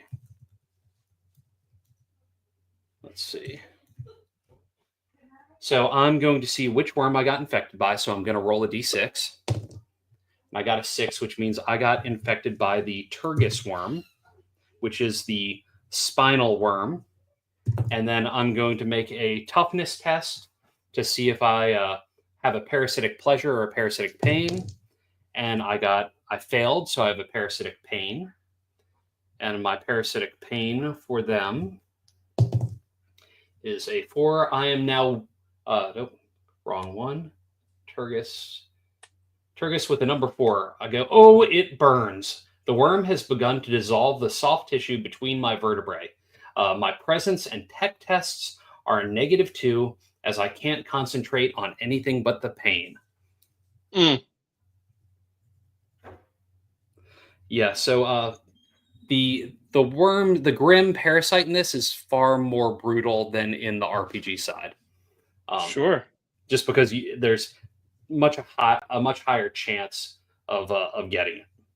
Okay, so now you roll a d6 and let's see which since you're infected by a different one. Excellent. So you got number 2, which is the Crur, which is the bloodworm. Okay. So make a toughness test. My toughness is. Oh, that's a natural 20 again. Oh, nice. So you have a parasitic pleasure today. Roll a d4 to see how this worm is working with your body. 3. Bloodborne. If you can see them, you can sense whether a model has Grimm Parasite in them. Okay. So, like, if you were to see me, you would know that there's a worm inside of me, inside of this one character. So, like, if you want to try and use worm extraction tools or whatever, so just that's how it goes. Okay, so we have now gone through all of our characters. So now it is the turn of any of the threats that are on the board. Okay. The only threat that's on there is the one that's I'm engaged with. So do you want to roll to see if you hit, if that Grimm hits me? Yeah. Let's do it. So it's a that is another 20. Damn. Okay. So roll a d2 and that'll be the double damage.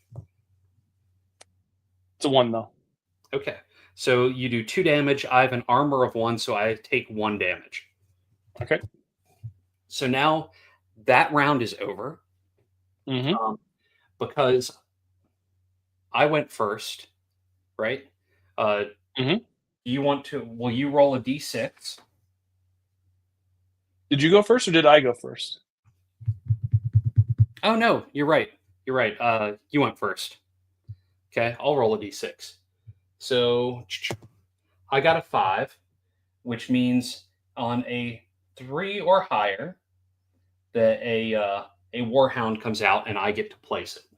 So I'm going to place a warhound right over here on the mountains. And actually, yeah. So let's see. Put 30 right there. Okay. Ugh. So that warhound is there, and now we each get to place a. Let's see. What can I do to this? Can I? No. There we go. We each get to place a Grimm out. So you want to place the Grimm first, since I put the warhound out. Yeah, I'm just gonna put a Grimm, and it has to be near that yellow, or gold circle. Yep, 1 inch within an inch of a square. Right there is good. Like right in front of your guy. That is like this one here. Like right, that one right there. Yep, that's good. Okay. Perfect. Okay. So now I'm gonna put Grimm number 4, and I will put them right here. Of course you will. Right there. Yep. And then okay, so now it's time for initiative, and this is now moving on to, we're now going to go into round 2. I got an 18. Okay. 6. Of course, I roll high on an initiative where that's not actually ever going to help me. I'm just going to go in the order on my character sheet because it'll make it easier for me. Brian Brian with 1 eye is still in line of sight to fire his pulse rifle, or his pulse rifle. He's going to try and do that. And I got a 19, which hits, so I get to roll the D8. You know what? I'm going to... No, I'll roll. I was thinking I might use the thing to do max damage to just pull that one off, but I decided no, that's okay. Oh, I got an 8, so they are down. Oh, they only had 2 hit points anyway, so Um, so they're at 0. So what would you like to? Which character of yours would you like to go? I think I want to. Let's loot that body there. That what is that? Who's next to there? No one. No one just took So that guy out. yep, you want to have no I one think. loot. Yeah, let's have no one. No one loot the body. Okay. So roll a d6. I rolled a 3. Okay. So the key card is not there, Okay. but now you actually get to roll loot as well. Okay. Here, let's see. Easier to find here. Let's see. Find loot.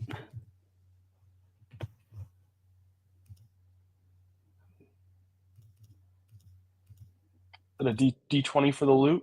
Yes, it is. That's a 5. You found a random encrypted tribute. So for the encrypted tribute, roll a d10. 9. 9. Let's see. Oops.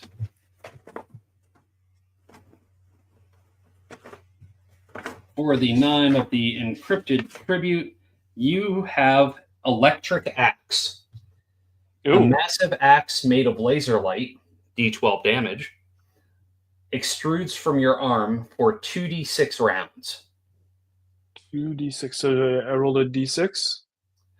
So no. So each time you use it, you make the present test to use it, and then it lasts for 2d6 rounds. Okay.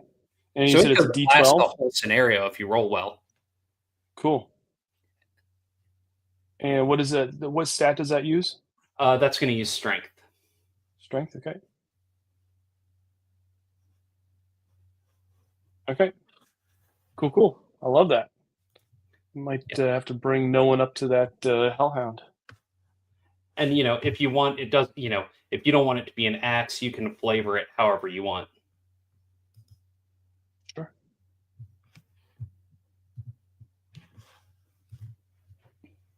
Okay. Oh, sorry, I forgot you did that. Okay. So for me, I'm going to loot the one that I'm going to have this Brian with the 4 eyes try and loot that one.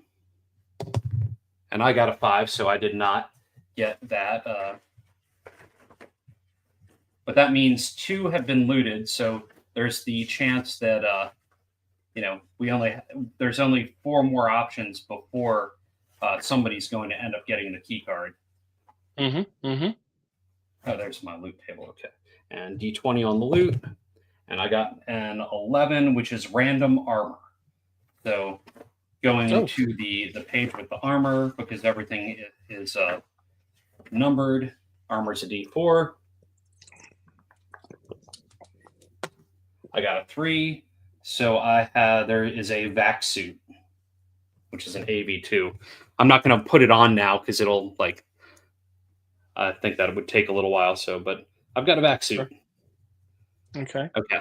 Hey, question for you. Yeah. How fast do those hounds move?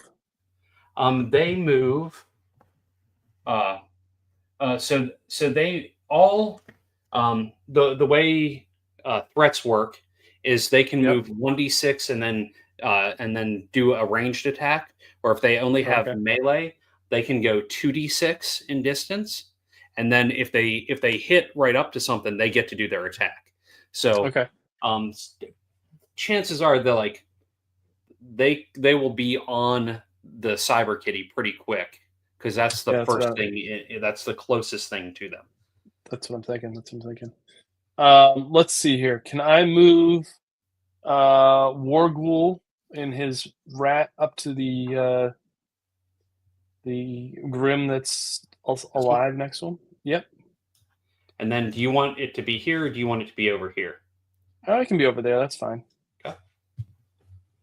And then the rats can. I get to attack with each one. Yep. I'm assuming. Yep. So the rat is going to attack, and it rolls a 2, so that misses. Okay. And then you want to roll the agility for the rat to see if it gets hit. It rolled an 11. So the rat did fine. Okay. And then Warghoul's going to. What do I have with him?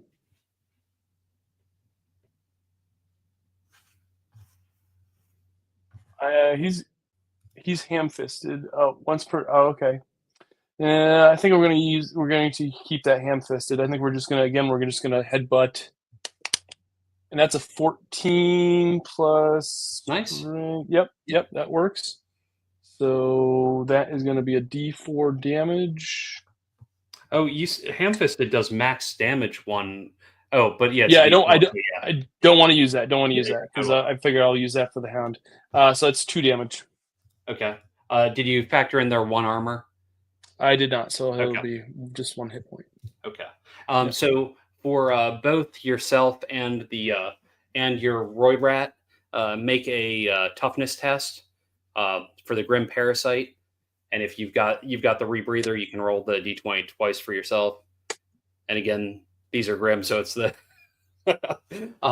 you want to roll a d6 to see which worm you got infected by. 2. That's the same one. Should be the Quirr. So that's the bloodworm. And then I got to roll for a pain or a pleasure. You roll a toughness test to see if you have the pain or pleasure. And that is a 2. Okay, so on the d20 it was a 2, so you've got a pain. Yep. So roll a d6 for your pain. 4. Gasping for breath. The worm has sickened your blood so much that you gasp for each and every breath. You can only attack every other round, and your toughness is reduced by 1.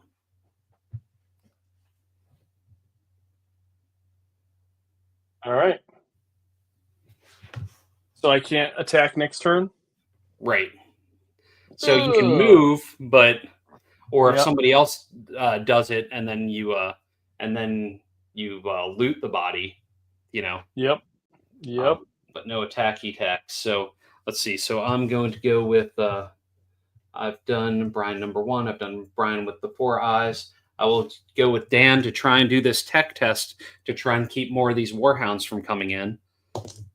And I failed again. You know what? Instead of that, I'm going to do the automatically pass 1 test. And that one is done. So that one's been fixed. Okay. Your turn? I need to get a dry erase. Let's see here. I feel like I need to get Mark in the action. Can Mark move up to where the rat is? Does he have enough movement? Well, what's his movement? 6. Yeah. Oh, well, no, hang on. 6 would be 30, right? Yep. No, he can get to about here. Okay. I mean, he could get there in a double move, but he wouldn't be able to attack. No, I think we need to move him so that you said that there's 2 of these things that need to be fixed in order to create the dome. One right here. Yeah, let's move him right there and see if we can get him to fix one of those, so then that way we don't have more of these horrible creatures coming. So that's going to be a tech test of a DR13. There's also what I just did where you could spend your automatically pass a test, but you can try and roll first if you want. Okay, let's do that. He rolled a 13. Oh, so awesome. He's a 10 plus the 3 for the tech, so all of a sudden this electronic grid bubble dome encircles all of us in this scenario. Nice. Fantastic. So you already turned on the other one? Yep, I did do this. Oh, nice. Oh, okay. Cool. Nice. No more hounds coming in. Yes, that's good, and keep them on your side of the board. Yeah, I see that. That's great. Yep.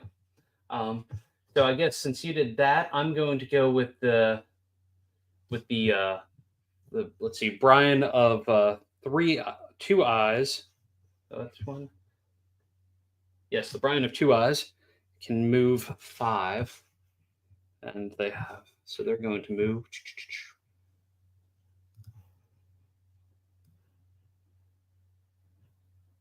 And do I want to do...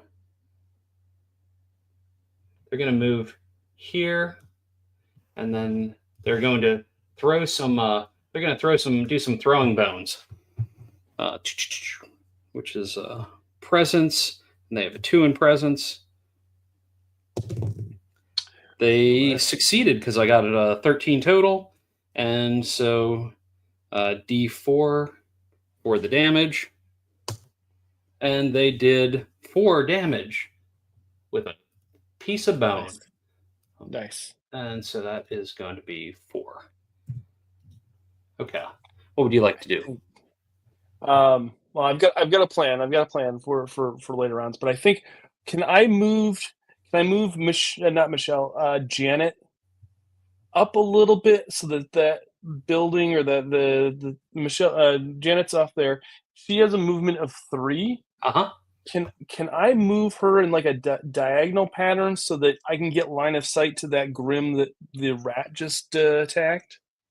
This one? Yeah. Yeah, I mean, I don't see why not. Yeah. Okay, so that's what I'm going to do. I'm going to move Janet 3, and then she's got a pulse rifle. Yep.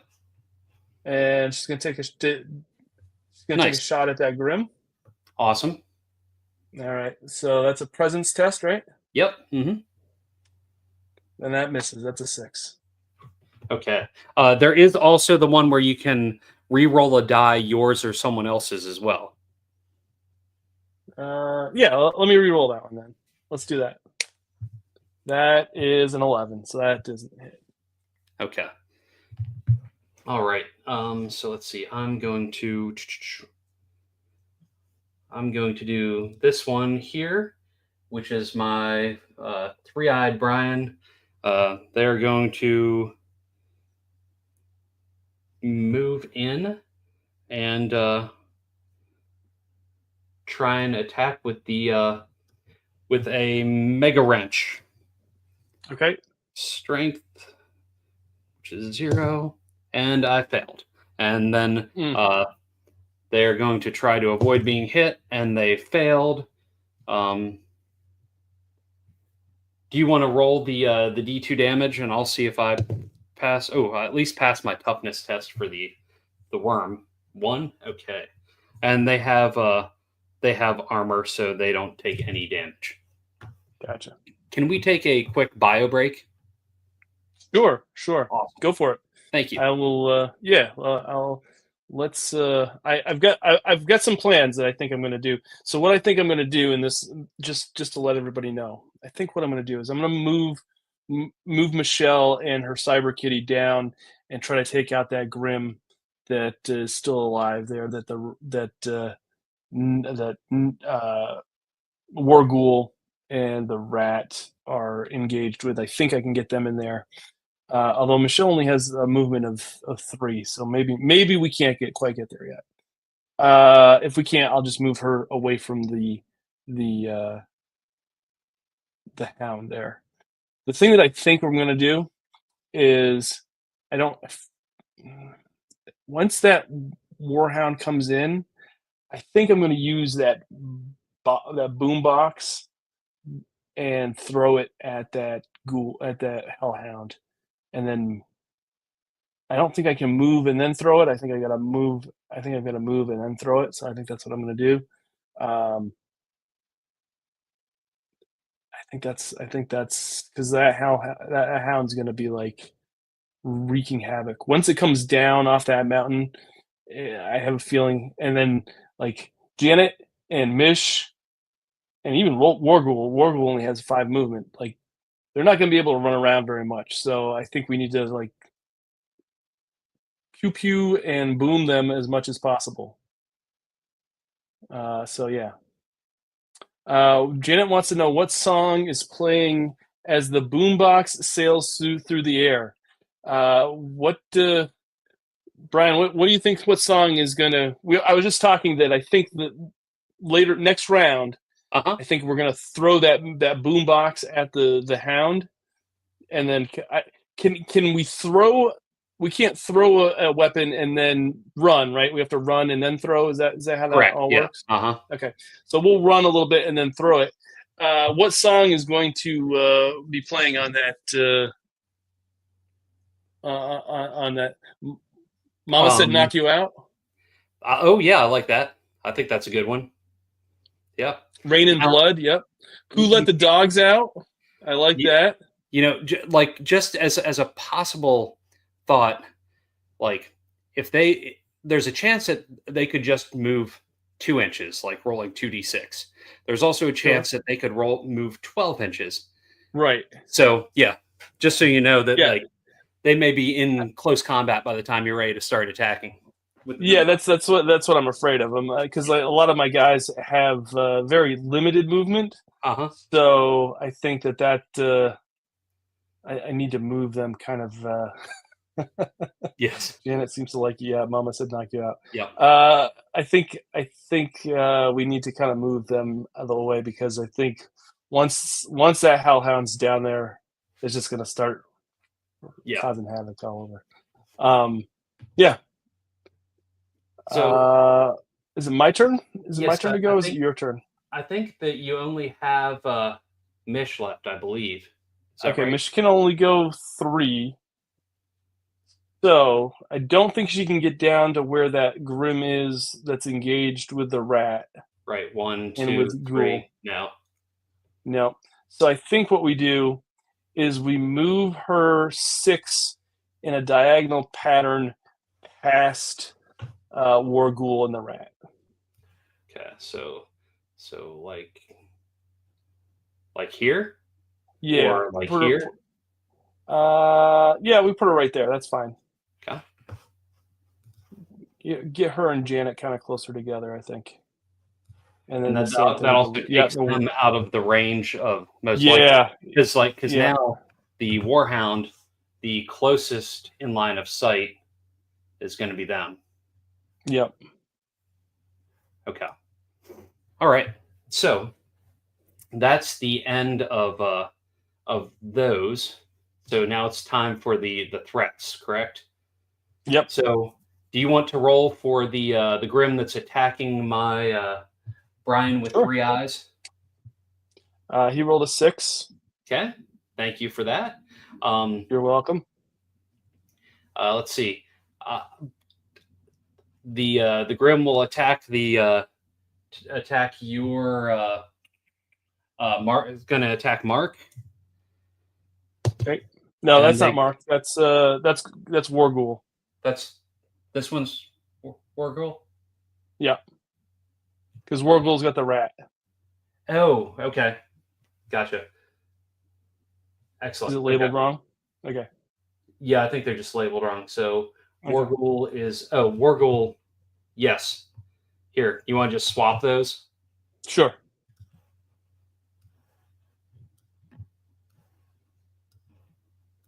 There we go. Okay. Cool. They missed Wargul. They got a 9. So Nice. Okay. now, you want to roll the 2d6 to see what the movement is on this Warhound? Yeah, sure. Let's go. That's a 2. That's a 6. So they can move. Ugh. Yep. So they are on Wargul. That's no one. Oh, no one. Sorry. Yep. And they are going to attack. And so the Warhounds, do I have that listed here? Oh, so I don't. Okay, so the Warhounds, they roll to bite, and they also have a maddening maw if it hits. I rolled a 6, so Nice. Okay. yeah, so no hit. And so then we each get to put out a Grim. So we've got 4 out already. Where would you like Grim number 5 to go? Let's go. Grim number 5 is going to go.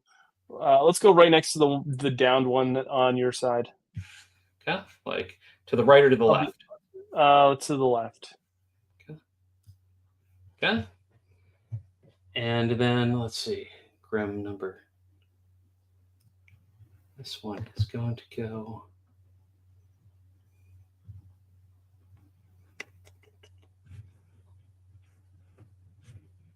don't. Yeah, this one's going to go right. That'll just go right there. Okay. Right there. Okay. Yep. Okay. Ugh. Roll initiative. Yep. 12. 11. Ooh. Okay.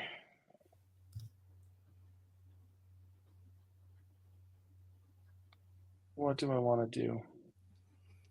I feel like we need to move. Let's move Janet up 3 along that side, along that building, or along that whatever that structure is. Uh-huh. Yep. Okay. So Move. So we're gonna go. Yep. Like So so she's got 3 right there. Yep. Oh. Right. Yep. And then she's gonna like shoot the hound with Okay. her pulse rifle. With her pulse rifle. Excellent. And can I get an automatic success with that? Can I use something to get an automatic success or no? Yes, because you haven't done that yet. You can do that. Right. And I'm going to do that. Yep. If you want, since you're doing the automatic success, you could do the max damage. Do the other one, the other favor that's max damage. So you would do. Oh, okay. Yeah, let's do that. They do have an armor of 2, so it would knock them down 6. Okay, let's at least do that. Okay. Okay, so you used your max damage for 1 roll, and you did your automatically pass a test. Okay. So what you have left, you have neutralized a crit or fumble. You have a reroll on the loot table, and you've removed a down model, and it'll automatically pass its death save. Left on your favor cards. Okay. I'm going to use. I'm going to use Dan, and he is going to shoot with his blaster. Mm-hmm. And I rolled a 3, so nope. Oh. Okay. Now, if I'm engaged with an enemy, is there can I just unengage at any point, or is there a roll for that? Or yeah.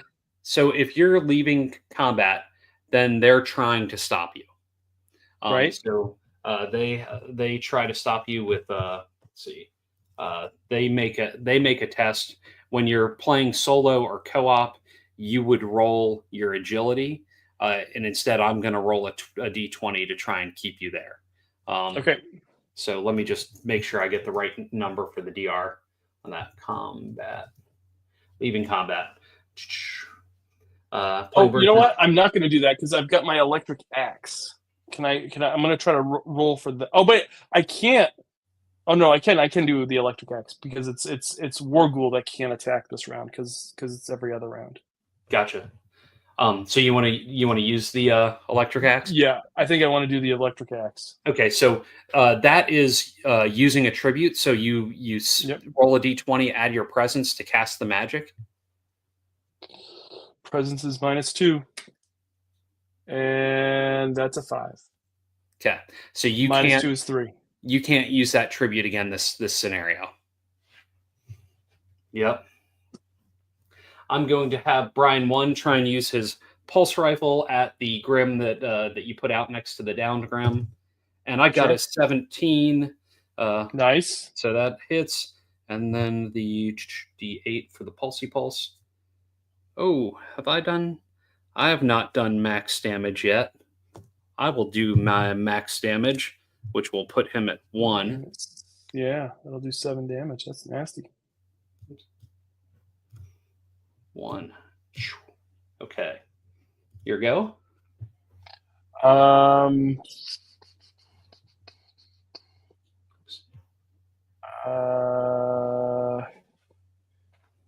think what I'm going to do is I'm going to have my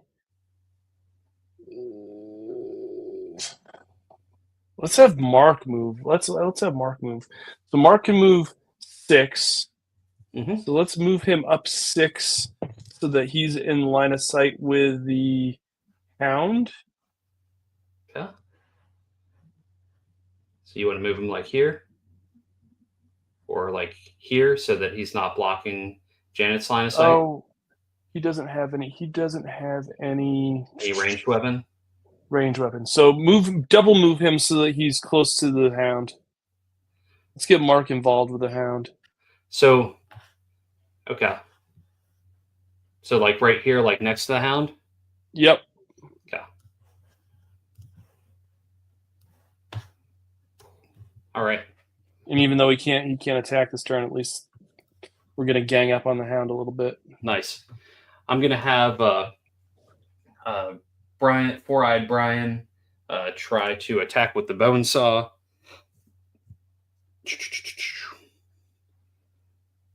No, I'm sorry. That's is that four?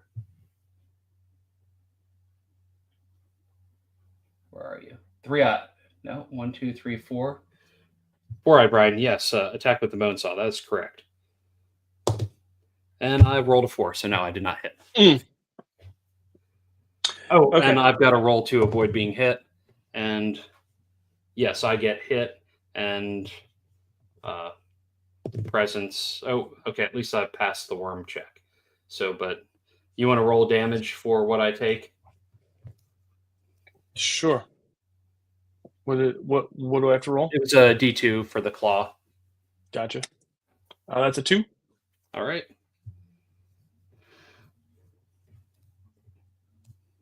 All right. Do I want to disengage with this guy?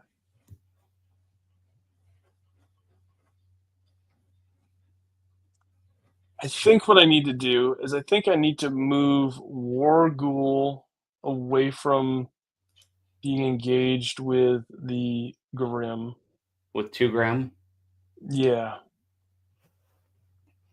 Okay, so I would roll a DR12 test for the opposing model. If I fail, you escape.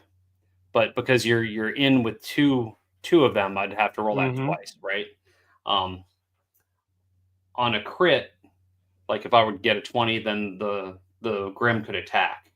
But if you escape and you leave combat, you move at your normal movement, but you can't take any further action that turn. Right, and I can't fight with that guy.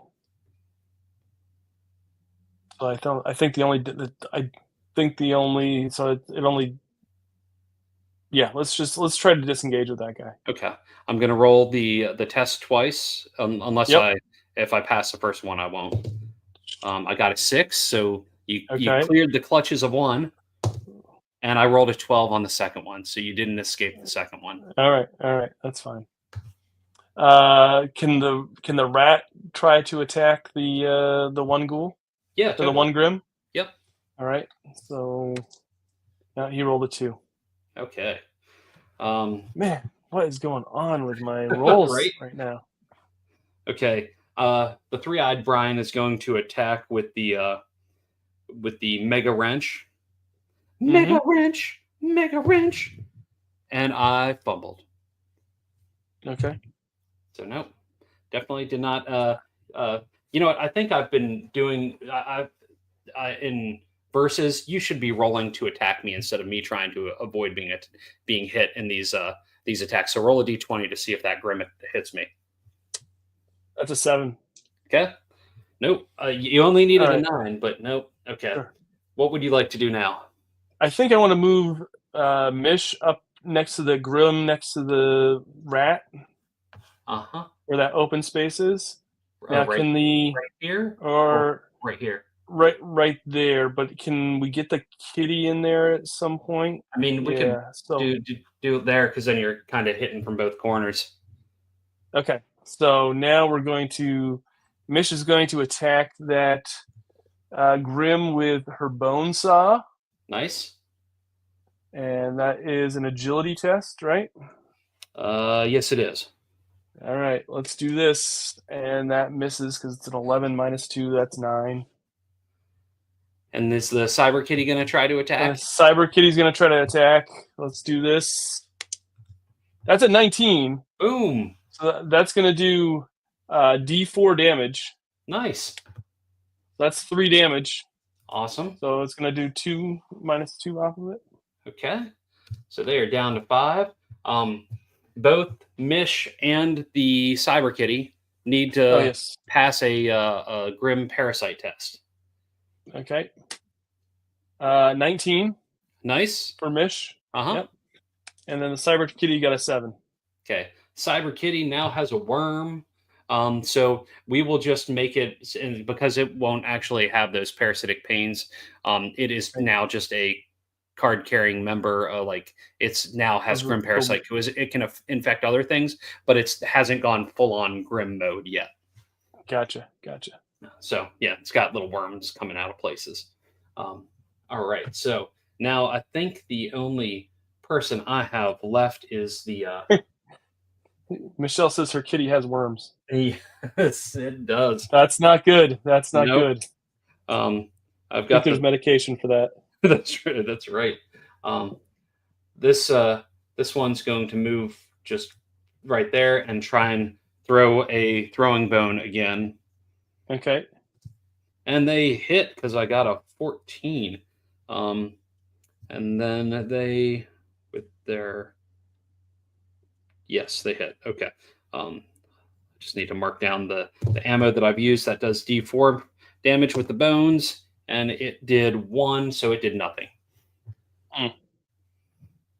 So, do you have you went first that round, right? Yep. So you've gone with all of your crew. So that leaves. Now it's time for the Grimm. Do you want to have this Grimm attack first? Here we go. That's a 9. That hits. Oh no, I'm sorry. No, it needs a 12. And so no, that does not hit. And then do you want to have this one attack? That's an 18. That hits. Roll the damage, which is a D4. D2 for the bone claws. So if they wouldn't have ever actually gotten in close combat range, they would have used pulse. They would have used blasters that they have. Gotcha. But they've always been like in close combat. Okay, so then I'm going to. I guess I'll have this one attack Wargle because that's the closest, and then this one will attack Mish. So whoops, I don't know what I'm doing. That was there. Okay, Wargle is a 5. Okay, so Mish is an 11. Okay. What about the Hound? Hound? To be versus. It's supposed to. I'm supposed to be. Okay, so that was. Now it's time to bring out more Grimm. But wait a minute. Does the Hound have to? Oh, the Hound. Yeah, I didn't because I had that thing covering it. I missed. Yep. So the Hound is going to. I guess you brought in Mark, so it's going to be right up on Mark. Okay. And I rolled a 2. Nice. Okay. You were lucky you're facing off against me with my terrible rolls. I guess so. All right. So now we got to put some Grimm on the board. Yep. Where would you like this guy going? Let's put him next to the Grimm that is up a little bit to the next to that one right there. Like there? Yep, right there. Perfect. Grimm 7, time for Grimm number 8. And we're not doing a good job of getting rid of these Grimm. No, sure aren't. Okay. All right. Ready for initiative? Yep. 11. 19. Excellent.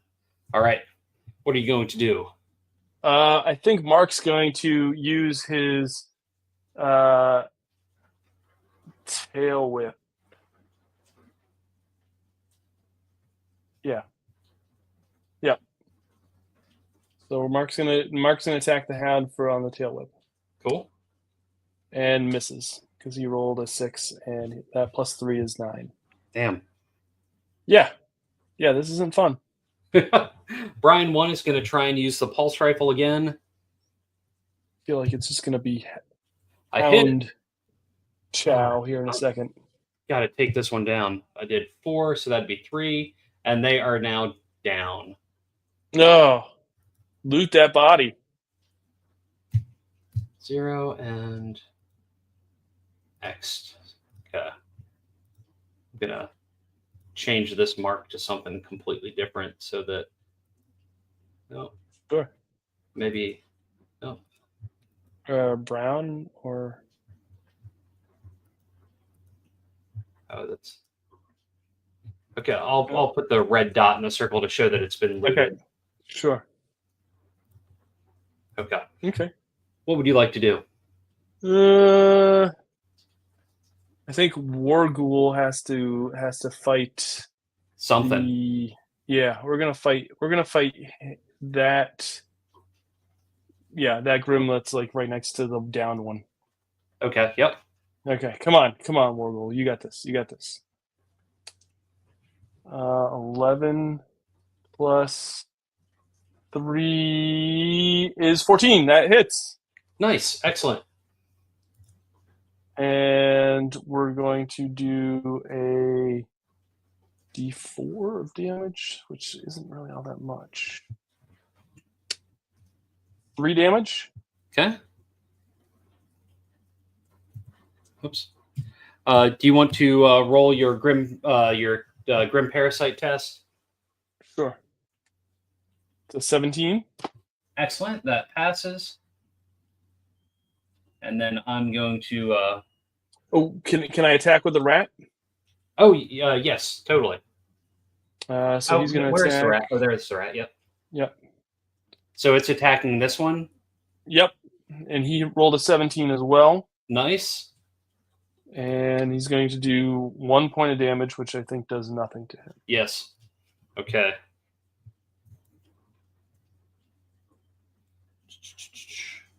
Let's see. So I'm going to have let's see. I'm going to have Dan come in. Let's see. They have a movement of. Yep. Let me just double check and make sure that I can make that distance. I think I can. Yep.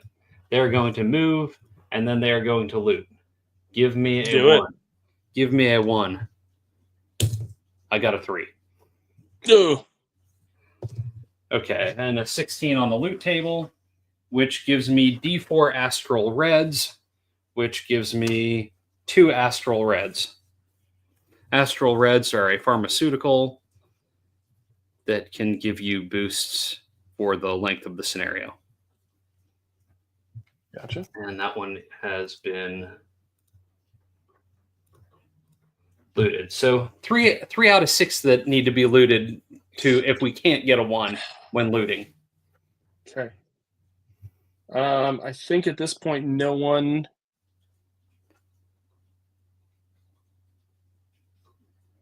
No, I take that back. Michelle's going to attack that Grimm with the bone saw. Okay.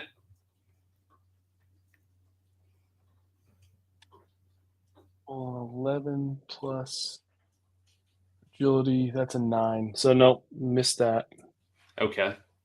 And then her Cyber Kitty. Yep. Is going to attack and hits. Cyber Kitty hits. Nice. And it's going to claw them for 1 damage.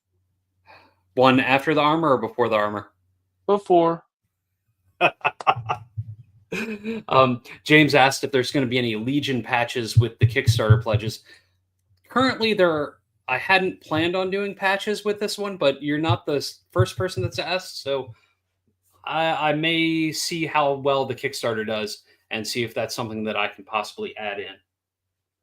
Nice.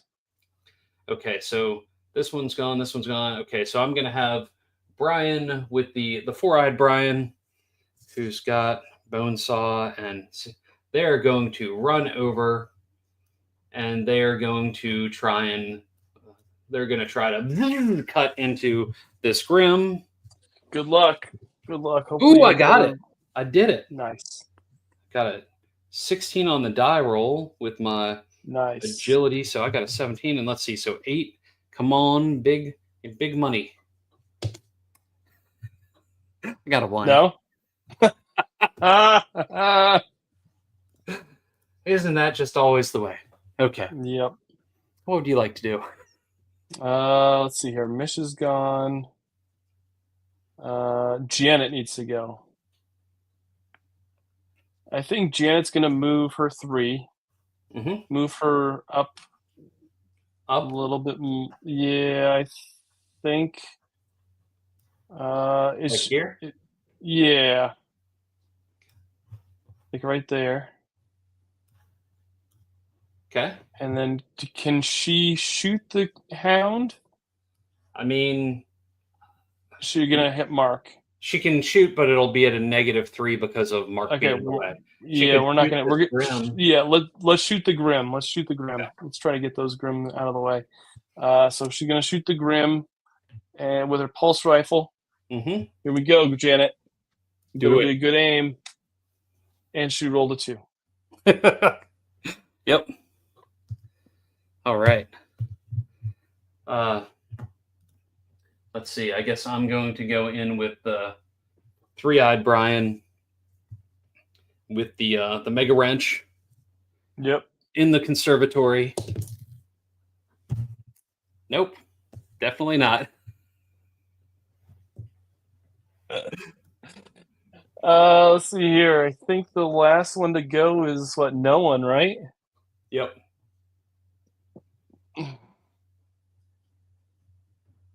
All right. No one's just going to. Can no one attack the ghoul or the hound, or does it have to be the hound? No, it could be either one because you're within the 1 inch, like you're next to it. Okay. You're in close. They're really in close combat with 3 different options. Yeah, I feel like I'm going to take out that one right there. The or one that that's one's already got, what, damaged? 5? Yeah, Yeah. let's see. Do the one that's already damaged. And that's a 7. Yep, it's just going to keep raining Grim. Let's see. Is. I guess I'm going to try and throw another bone with the two-eyed Brian at the one Grim. Let's see. Hang on. Oops. That one hasn't been hit. This one has. They're going to, as long as that's a clean shot in between.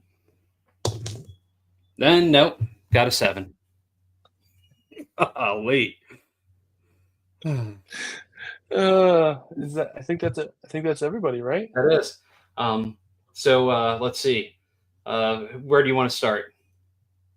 Let's just do the hound. Let's do the hound. Okay. Have him You're attack lucky. Mark. You're lucky I'm rolling. Except that time I hit. Okay. That time I got the 15. So the Warhound right. does D6 damage for their bite. Yep. Which I got 4. Okay. They also have a special maddening maw. So Mark is poisoned with Berserker Madness disease. You need to take a toughness test, DR 13. Yep. Okay. 14. Okay. So you passed. Had you not, then you would have had to do D4 rounds uncontrollably attacking the nearest model. So if Mark would have in 2 rounds taken out the Warhound and somebody that was a friendly combat, they would have had to start attacking them. Okay.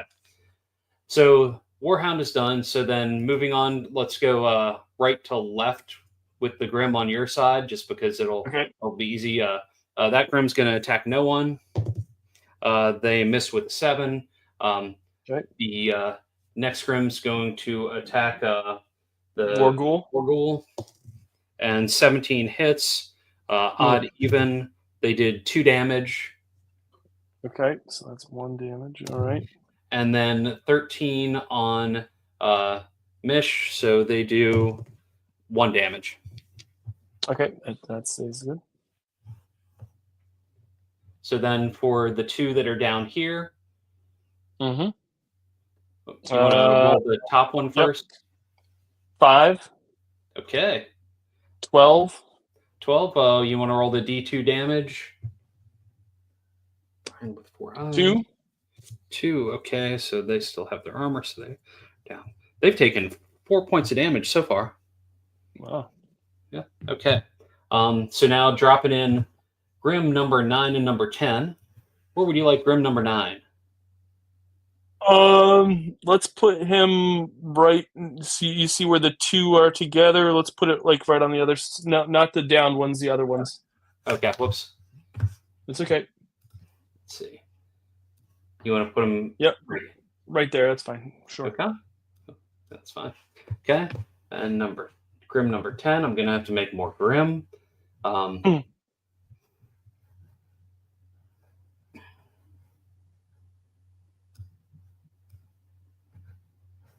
right. Yep. Yeah. No, I'm doing it there. I want them to get you. All right. Okay. D20 for the initiative. Got a 7. Yeah. 14. All right. All right. I think what we need to do is Mish is going to try to take out that Grimm that just got on the board with her bone saw. She rolls a 3. Oof. But the Cyber Kitty is going to attack with her claws to the one that's next to Wargle. And rolls a 20. Nice. A natural 20? So fantastic. Yep. Roll that. A double. Yeah. So that's 3. So is that doubled? Sure. So they are down because they had the 1 armor. They're down to 0. Nice. They are downed. Or they're dead because they're not. Okay. So they can be looted. Let's see. I'm going to have the attack with the bone saw against the Grimm that's already been hit. And I hit, and come on, big number. 3, that makes it 2. Damn it. Okay. They've got 2. Okay. Your turn? I think we've got to go with Wargul. And can Wargul can't loot because he's in contact with the other. He's engaged with the other Grimm. Well, he's not really leaving combat. He's still in the same spot. So, I mean, right. I'd say he could loot. You think he can? Okay, you're the designer, so. Well, I mean, how would you play it if I wasn't here? I mean, I would play it that I'd have to be unengaged in order to loot because basically, if somebody's attacking me, I'm trying to fend them off before I can concentrate. I mean, that's how I would do it. But that's I think that's right. So, okay, you got to fight. So Wargul's going to fight that Grimm.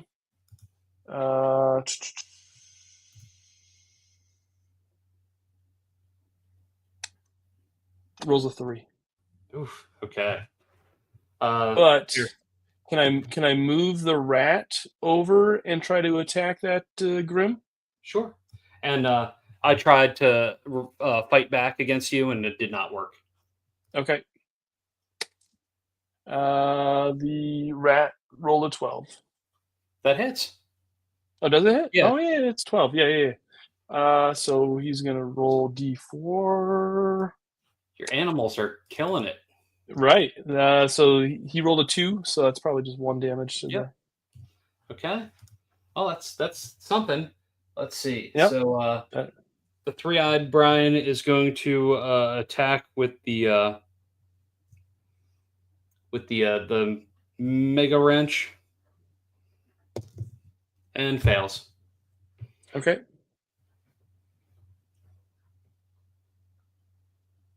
Oh, you want to roll to attack back? It's a 7. And it misses. Okay. I think what I need to do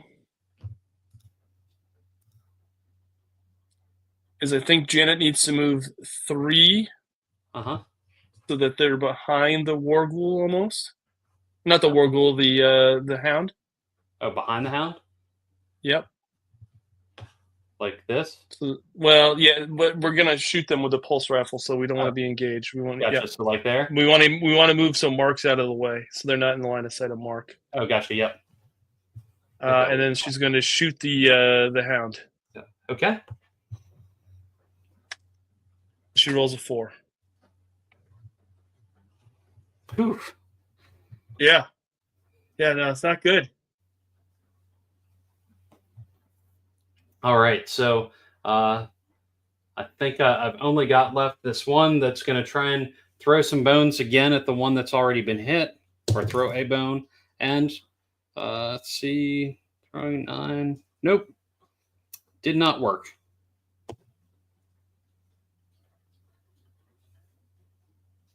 I think Mark's going to, because I haven't used Mark yet, right? Nope, I don't think so. So I think Mark is going to use his trap jaw on the Yes. hound. Let's do it, Mark. And rolls a 1.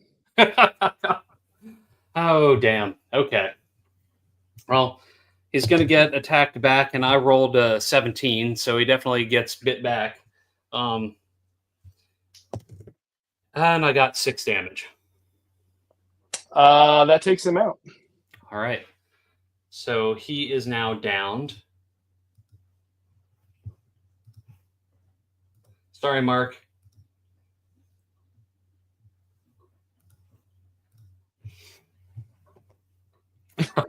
Janet. That was everybody for both sides, correct? I believe so. Okay, I think it's about to get kind of ugly, right? Yeah. So no one is the closest for the Warhound. Sure. And I missed. Okay. No one is the closest for this So Grimm. Grimm, yep. And missed. Okay. The Warghoul is the closest for that Grimm. Missed. Mish is the closest for that Grimm and missed. Wow, I roll terrible. All right. Okay, so who do you want this one to attack, down or to the right? We'll do down. Okay. That's a 19. That hits. All right. So the D2 that damage. Does D2 damage, so that is going to do 1 damage. Okay. And then the other Grimm. Yep. 17. Okay. That hits. Does 2 damage. Okay. And they are. Okay. Now this one, because they are not engaged in close combat, are actually going to shoot their blaster. Okay. Since they never actually got into that. So roll to hit, and if they hit, they will hit because the one that's standing to the side is the closest one to them, then they'll be the one that's shot with the blaster. All right. That was a 10. All right. Okay, so did not take damage from the blaster that time. And more Grimm? More Grimm. Okay, hang on, let me clone let me clone some Grimm. Edit. Duplicate. So many Grimm, Brian. I didn't think there would be this many.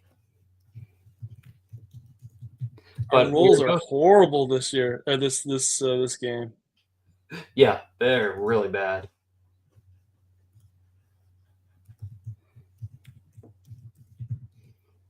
Okay.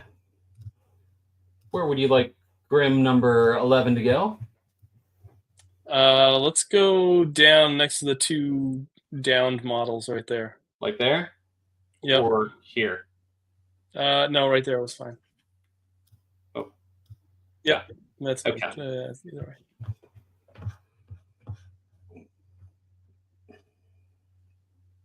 They're starting to occupy so much space, they risk being closer to me than to you. Mish has got 2 Grimm on her. Okay. Oh, okay. Roll initiative? Yep. 13s. 14. All right. What are you going to do? I think Janet's going to try to shoot the hound. Gosh, this hound hasn't taken It's only taken that one hit. And she rolled a 5. Oh, hey, Jason. Oh, let's see. Okay, so that's been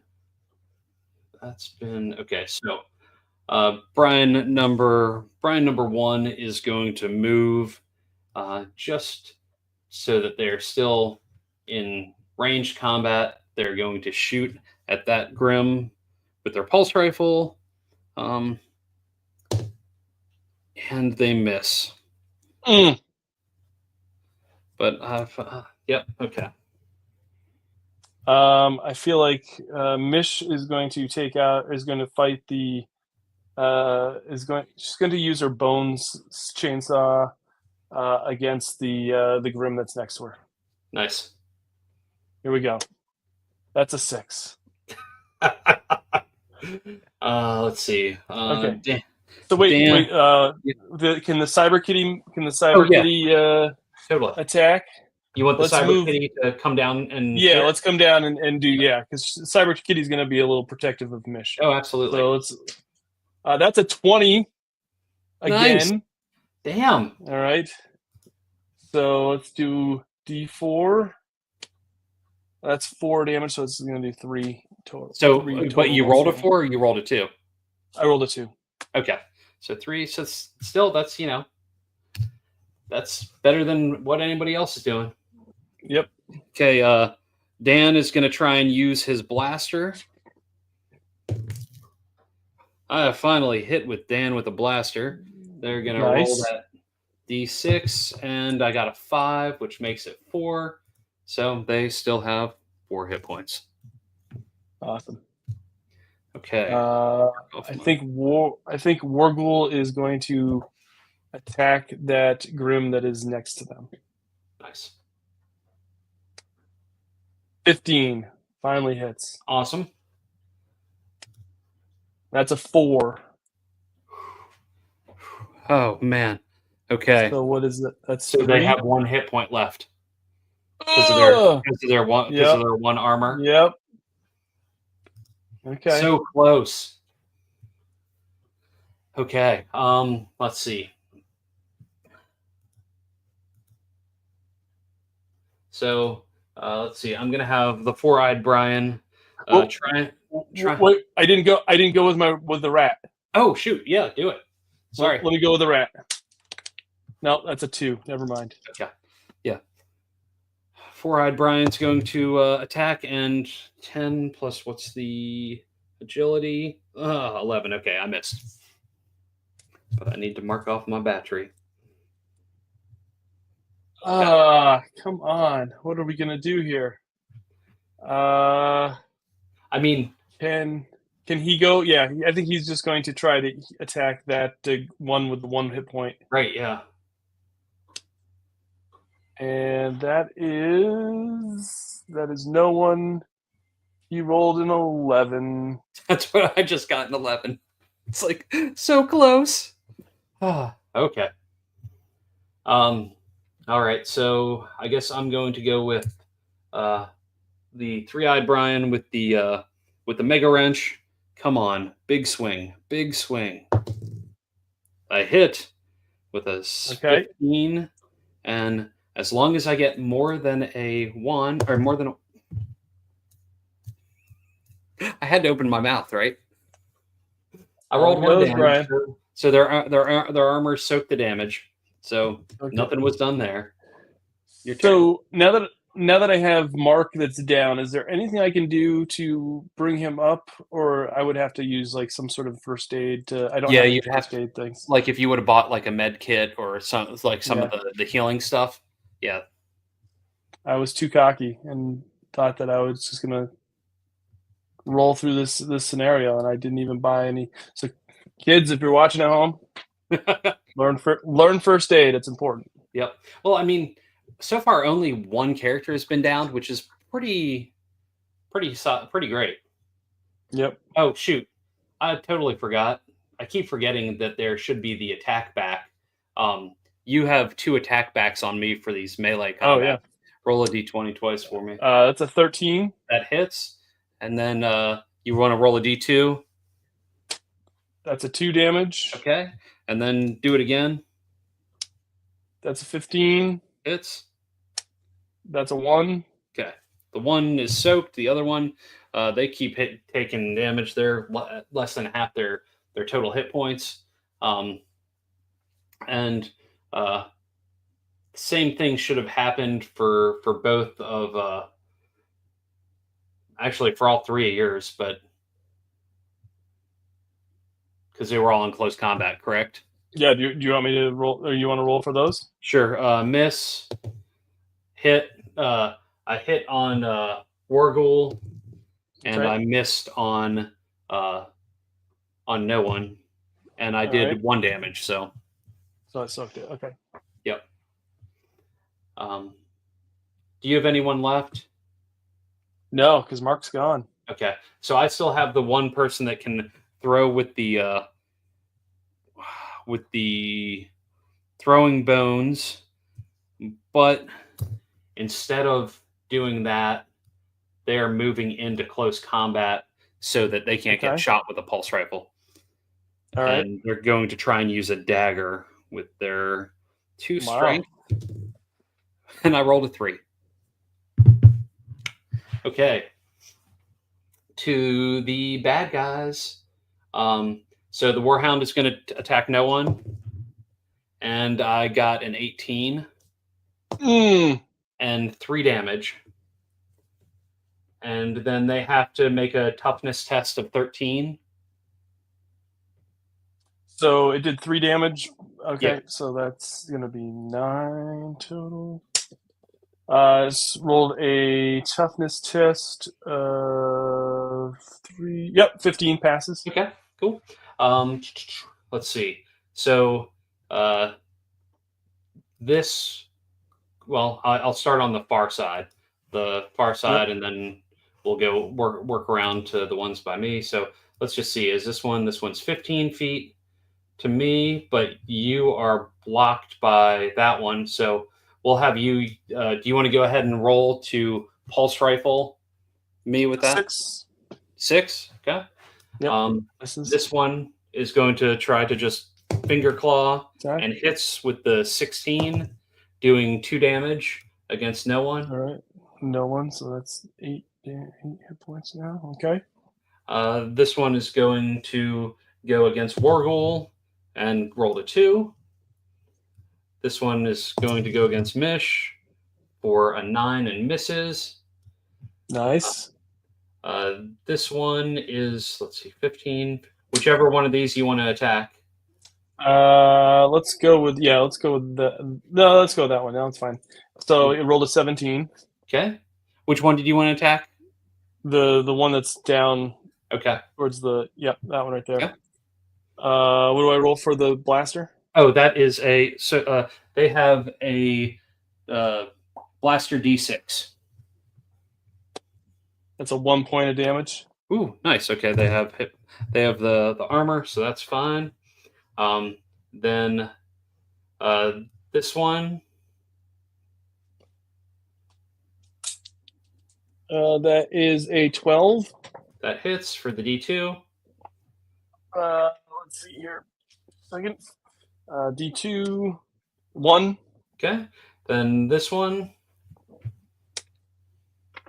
12. That hits the D2. 1. Okay. And then this one. 3. Misses. Okay. So I bought the tier 1 armor for all of my characters, so luckily I've been able to soak most of that. Okay, so now it's time to duplicate more Grimm. Or do you want to just leave the Grimm that we have on the board? It's up to you. I mean, there's a lot of them there. What's that? There is a lot of them there. Yeah, I think it's fine to just go with what's still on here, because eventually, they're going to complete their resources underground. Sure. D20. Okay. Yep. 10. 3. All right. Janet's gonna shoot the hound, Uh-huh. and she rolls a 1. Ah! Ah! Ah, fantastic. Okay, I'm going to have Dan try to shoot with his blaster again. I got an 18. Come Okay. on. I got 3, and they had, if I remember correctly, they had 2. Nope, they had 4. So now they have 2. Okay. All right. I think no one's going to try to attack the ghoul with 1 hit point that's next to the Yep. rat. Yep. Rolls a 2. Oh man. The Brian 1 is going to shoot pulse rifle, and 13, which make sure presence isn't okay. I'm good there. Oh, wait, I Okay. didn't. We didn't do a response attack. Gotcha. Sorry. Yeah, you're in close combat. Yep. 3, so nothing happened. Okay. D8. I rolled a 1, so that pulse rifle was soaked, and that was the last time they can use that pulse rifle because that battery is now completely drained. Awesome. Yep. Warghoul is going to attack that Grimm with 1 point. Okay. Rolls an 8 plus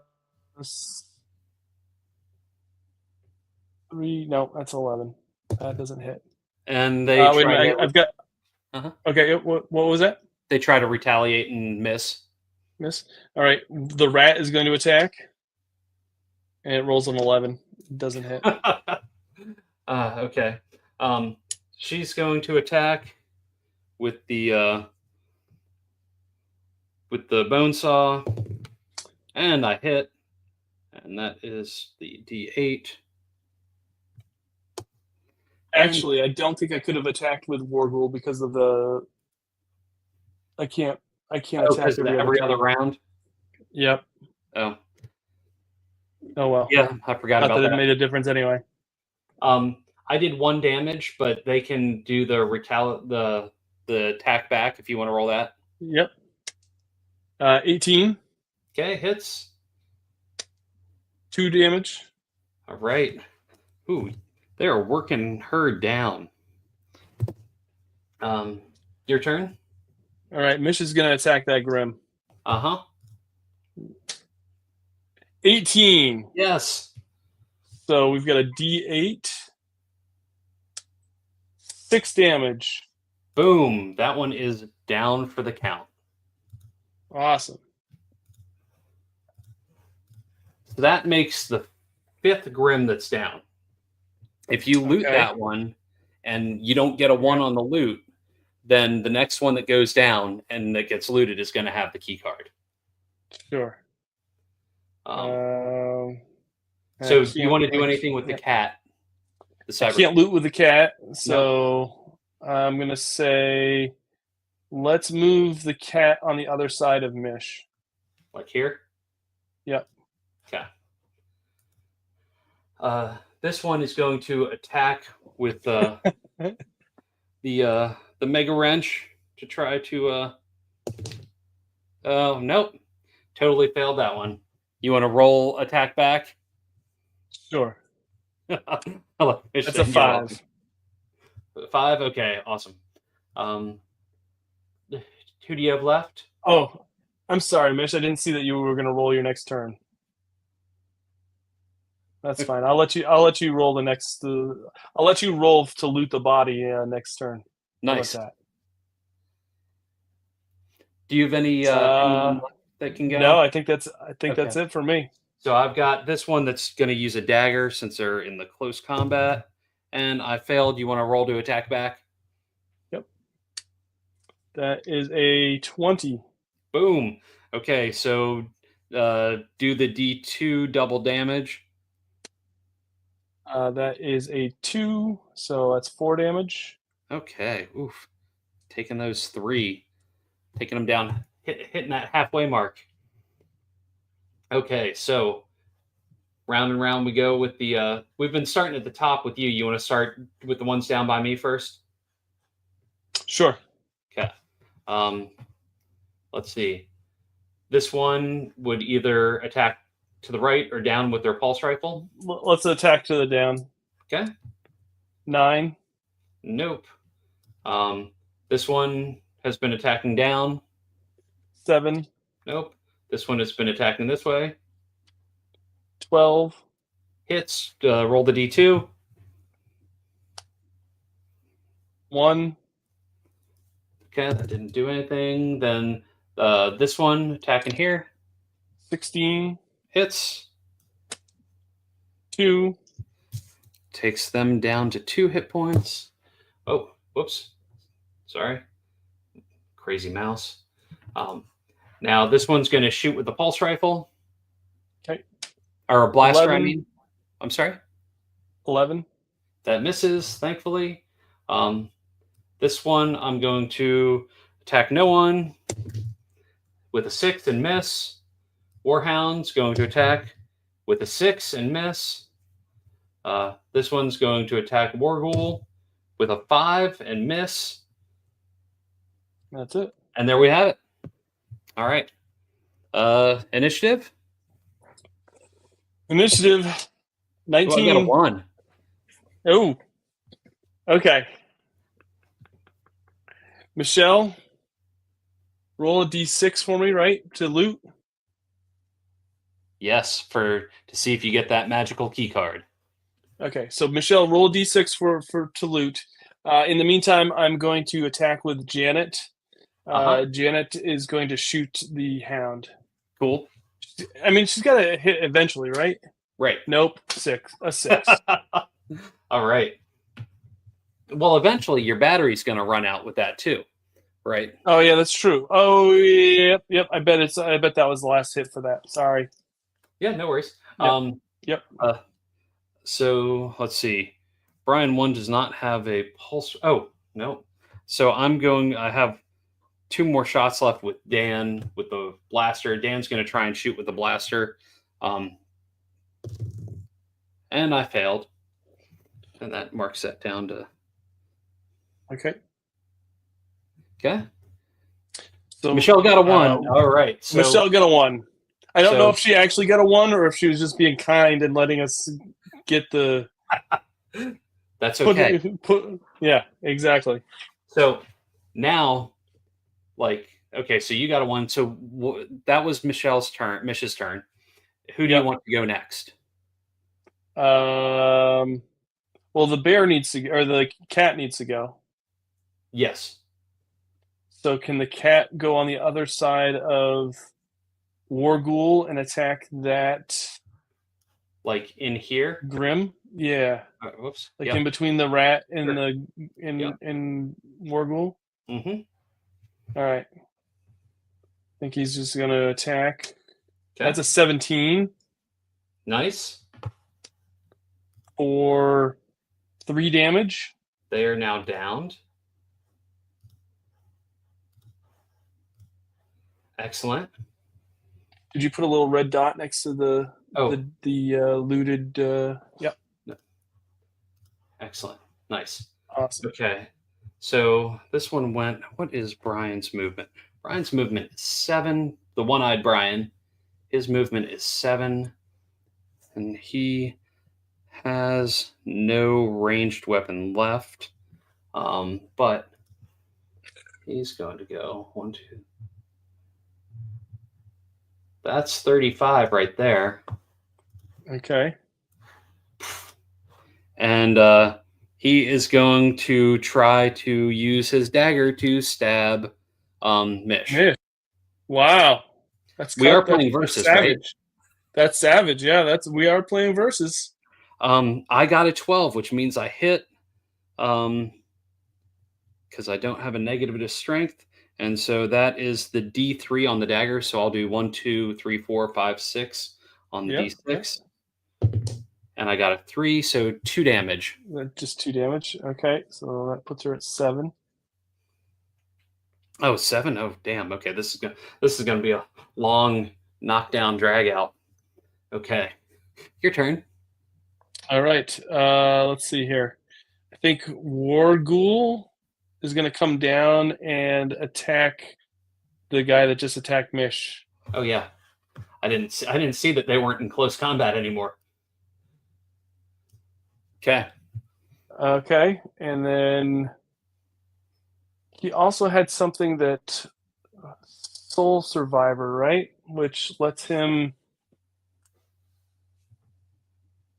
What was the Soul Survivor trait again? Here, let me check real quick because I It's don't. something about it lets him like double up or something with his attack, his melee attacks.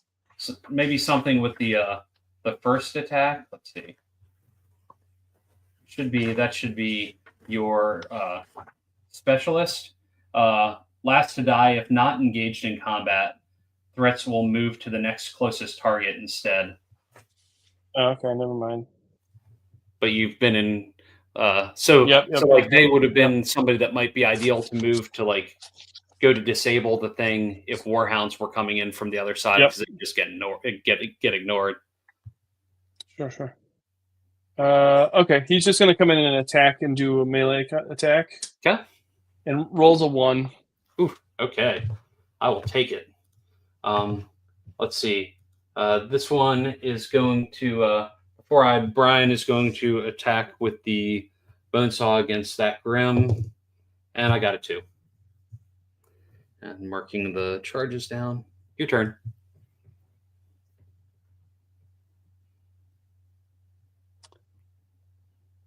Did all my guys go? Oh, did no man go or no one go? Because I still have 2 left. Okay, so yeah, so no one needs to go. Okay, so no one's going to attack the hound. Mm-hmm. And rolled a 9. Damn. Let's see. The Three-Eyed Brian is going to attack and strength. Nope, gonna miss. Oh, I missed the last round with me being in close combat. Well, you rolled a hit for the for Four-Eyed Brian. Rolled an 18. Okay, roll the D2. 2 damage. Okay. And then same thing for Three-Eyed Brian. 20. All right, roll the damage. 2. So 4. That's 4. So that's 3 because I've got the armor. Okay. Damn. And then oh shoot. And they pass their infection, their Grimm Parasite. And then the last one I have is the Two-Eyed Brian trying to attack with a dagger and failing. So you want to roll to attack with that? That's a 4. 4. Okay. They are now infected with a worm. They got the 1 on the worm. They passed their toughness test. And I got a 2 for the parasitic pleasure. So let's see. Find. Whoops.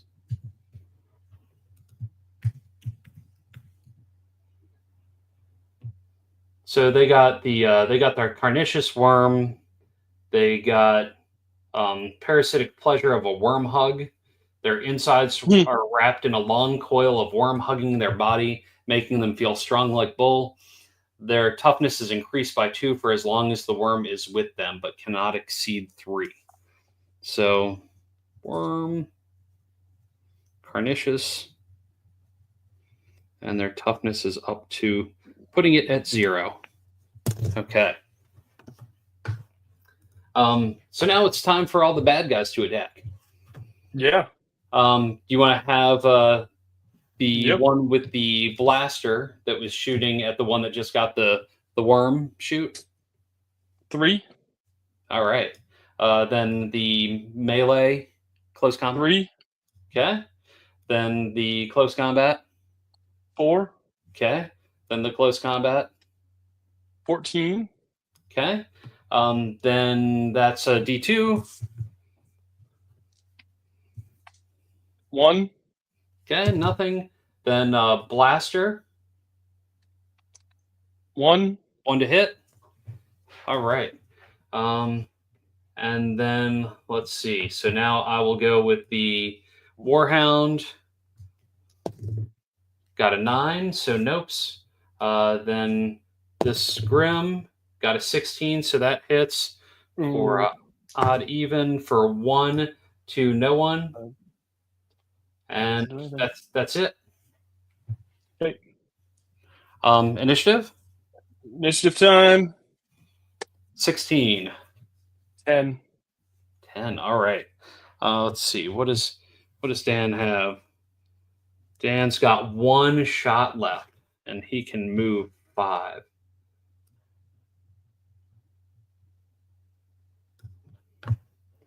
Dan is going to move here and try to shoot at Mish. Okay. And I got a 13. Oh. Let me just make sure I don't have a negative to my presence, which I don't.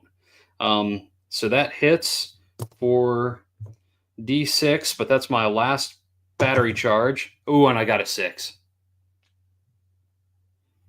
All right, so she's down to 2 hit points. Sorry, Mish. It's all right. It's all right.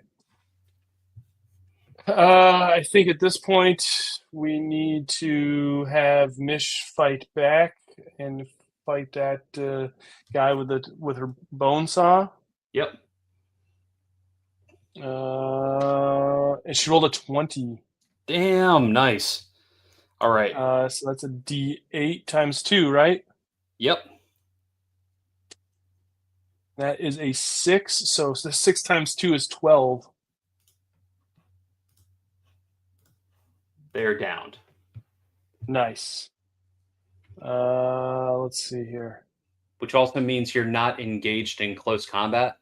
So not this round, but Mish could hightail it off the board to try and escape. I think at this point, though, the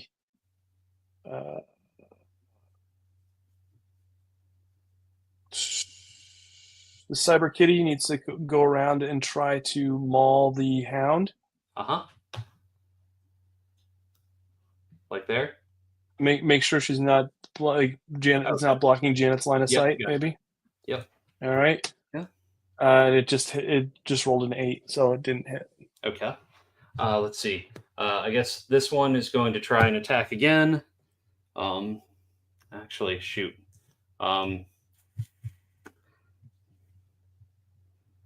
They're going to try and disengage and run. So, can you make a D20 roll? 5. Okay, so you were not able to keep them in their clutches. They have a movement rate of 6. They know that you have the card. They're off the board. They only had 2 hit points left, and I'd rather save them. You know. Okay, so your turn. Yep. I think. Did I have Janet shoot the Hound yet? Nope. Okay, we're gonna try. I mean, like I said, eventually this is gonna work. This is gonna Janet. Oh wait, no, Janet's out of charge. She can't shoot that one. Oh, yep. That's right. Dang it.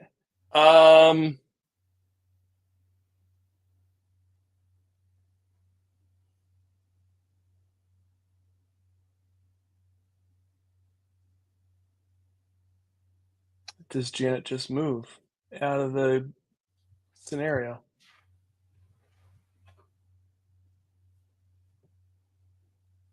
Yeah, I think Janet just moves off the board.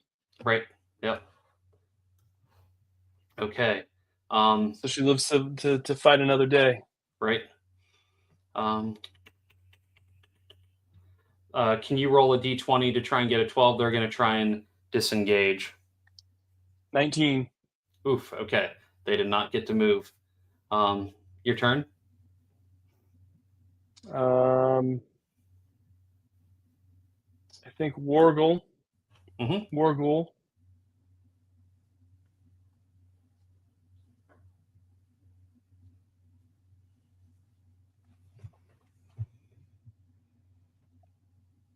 think what we need to do is we need to make Wargle engage with that one that fired at Mish, so then that way they can't come because Mish. Yeah, I think we're gonna move Wargle down to your guy that's that fired at Mish. Yep. And he's going to attack. Okay. And he rolled a 3. All right. Excellent. But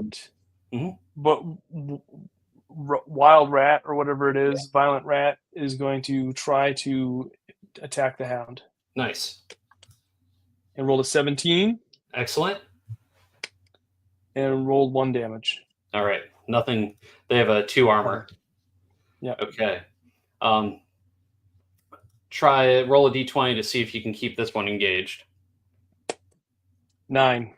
All right. They've got a 5, so they're gonna double time it. Right. And get off the board. Right. Is that everybody? Has No Man gone? No one gone? No one. I don't think so. Okay. Let's try to attack the Hound. Rolls a 14 plus strength. So that's 14. Okay. And it is going to roll a 2. All right. No, a 4. I'm sorry, 4. 4. Okay, so they did 2 damage. Excellent. 2 damage, yeah. So they're down to 22 instead of 24. Yep. Gosh, that Warhound has been around a lot. Okay, so that's everybody, correct? I think so. Okay, let's see. So, just want to see where a line of sight or like distance. That's 20. Okay, so this one's going to move just a little bit so it can fire, which would make sense. This one is now closest because that one left. This one's now closest to you. Well, so yep. And then there's nobody else down here, so that's pretty much where it is. So these two were still in close combat. So do you want to roll to hit for both of those with their fingers? Yep. Rolled a 16 on the first one. Yeah. And that's 2 damage. Excellent. Second one is a 16 as well. For 1 damage. Okay. Then the one above is going to shoot with a blaster. That's a 4. Okay. One below is going to shoot with a blaster. That's a 1. All right. See, Warhound is going to attack no one. And got a 16. And only rolled a 1 for damage. Nice. That does nothing. Let's see. This one's going to shoot at no one. Or is it in combat with shoot, Kitty? You're right. I didn't think about that. You're right. It is. And it hit for 1 damage. Okay, so War Kitty takes 1 damage. Or And then Cyber Kitty, I should say. Yep. This one's in close combat. And does not hit. Okay. Okay. Initiative? 7. 15. Nice. All right. I think what I need to do, so I need to get Mish off the board, correct? Right. Yep. So we double move Mish all the way up the. What's Mish's move?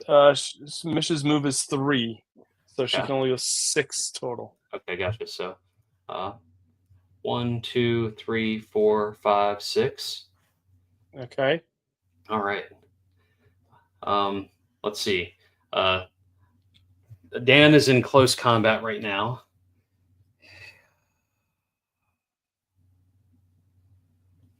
He's going to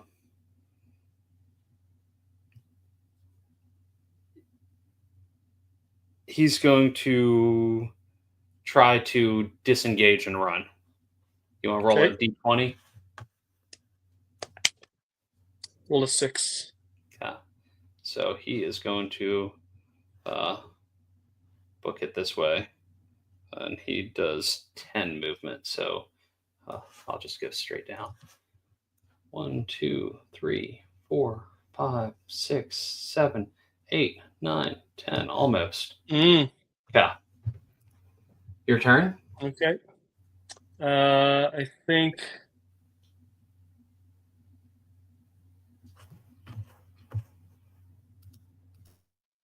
Oh, I didn't get a chance to attack with Cyber Kitty. Oh, sorry. Yeah, go ahead and do whatever you roll the attack with Cyber Kitty. That is a 12. Nice. Cyber Kitty is going to roll a 1 damage. And that was on the Warhound, right? Yep. Yeah. So that doesn't do anything. So I think, War Ghoul is gonna just follow Mish off the board. Okay. What's their move? So double move is 10. Oops. So 10 times. Oh. So they're off the board. Okay. They surpassed my past. Yeah. All right. Roll a d12 twice because they're going to try and disengage. Or d20 twice. Sorry, brain.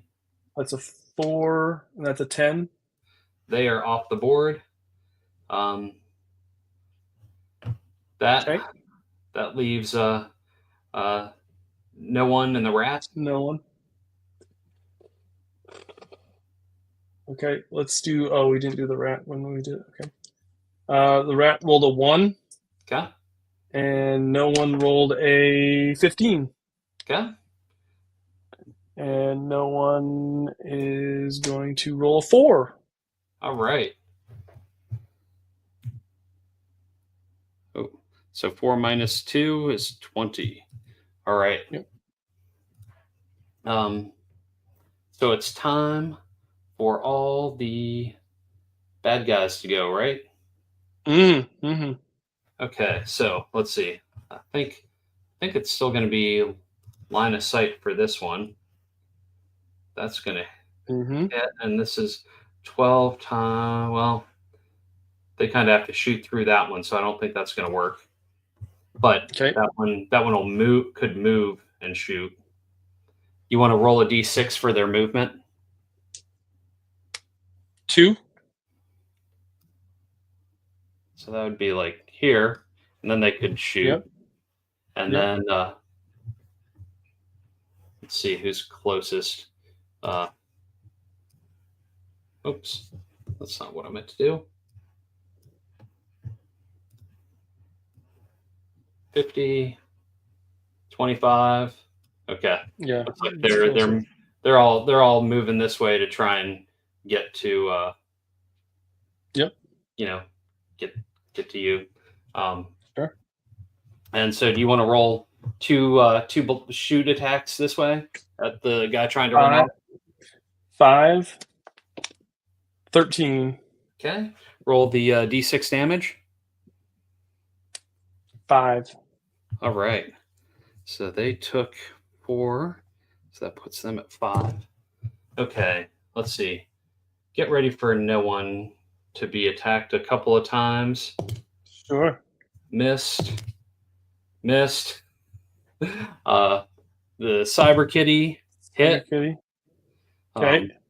Odd even 1 damage. Cyber Kitty's down. Okay. And then one more for no one with a blaster and misses. So Cyber Kitty takes that 1 hit and just and falls to the ground. Well, one more round of initiative. All right. Let's do this. I got an 18. I got a 3. This guy is gone. I'm out. Yep. I did not make it. One person is left behind, just kind of destroyed. Yep. What would you? Mish is going to double time it, I assume. Mish is going to double time it and get off the board.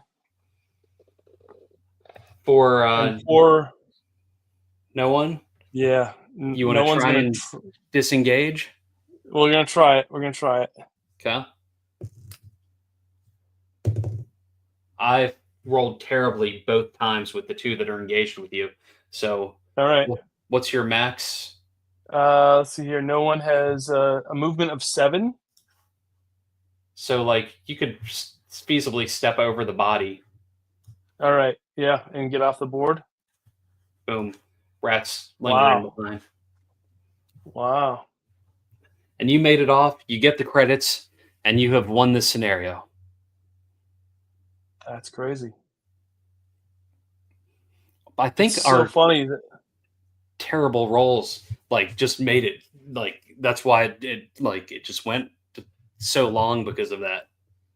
yeah, like we couldn't hit it. We couldn't hit hardly at all. And then like the longer like we couldn't hit, like the more those Grimm kept coming out. Right? And yeah, that was wild. Well, Michelle thank says, "I you. feel like I won." You did. You did. Totally You did. won. You did, Michelle. Yeah, you did. You walked away with the card, and although you kind of sacrificed Cyber Kitty to do it, but that's okay. Yeah, that's all right. Well, thank you for playing, Doug. Yeah, thanks for having me. I'm going to remind everyone that if you would like to go check this out on Kickstarter, it is on right now, and you're unlocking more groups of crews of minis that you're hoping to get unlocked later on down the road. Yeah. There's some really great bundle deals. If you've got 3D printers, like this is a really awesome way to get $94. Like that seems like a steal for minis and a skirmish game And there's lots all of the all. extra adventures that are also stretch goals that are coming soon. The creator of Forbidden Psalm has 3 guest scenarios that they're writing that are going to be taking the space crew into their last war setting through Nice, a jumping mechanic I've created to jump into other worlds. very cool. Hopefully, anybody that's watching this now, Zach Goins is going to have some scenarios jumping into his Raptor Ruckus world, which is an upcoming book that he's been working on. Very cool. Very cool. You're just a hair under $20,000 as of right now, so that's $16 so and unlock the next goal. $16, and yeah, that's very cool. That's very cool. Brian, thank you so much for giving your time tonight and showing Sqwürmish off. Yeah. So excited to be one of the first few to get a chance to try it out, and I'm going to remind folks that if you would like, go download the playtest document and print it off and get some minis to the table and try it out yourself, because it's a lot of fun. It's a lot of fun. Usually the matches don't go this long. I'm going to warn you in advance. It's usually like an hour at the most for a lot of these scenarios. But so it's kind of funny to see this one go longer and longer. It's just that we couldn't take anything out. Couldn't take anything out. So thank you to everybody for tuning in and watching it this long. Brian, where can folks find you this year? If folks want to see more of all the stuff that you've got coming out, like in person, see me. Oh yeah, let's see. If you're in the industry, I'll be at Gamma in just a couple weeks. I'll be at MomoCon. I'll be at Origins. I'll be at Gen Con. I may or may not be at Dragon Con. Should be at Granite State Comic Con. I should be at PAX Unplugged, Pittsburgh Gaming Expo, maybe another one that I'm not sure about yet. So yeah, I'm going to be all over the place. And there's probably one or two I may have forgotten. Gamehole Con? No, I'm not doing Gamehole Con. There is another convention that's starting up in Atlanta the weekend right after it. that Okay. I'm going to be. They haven't made the official announcement yet, but I'm Ooh, going to do a con within a con, and I'm going to do a little worm fest inside of that convention, since it's kind of like a hometown con for me. So I'm going to have the RPG, the card, the Plunderlust, the Sqwürmish, and that's awesome. I'm excited for you. That sounds great. All right, folks, go back Squirmish on Kickstarter. Go check out all the cool stuff that Brian is doing. Hopefully, you'll all get to see him in person at an event near you. And remember, winning shouldn't be the only victory condition when you get to the table. We'll see you next time. Thanks everybody for joining us tonight. thanks, y'all. We will be back again soon. Bye now.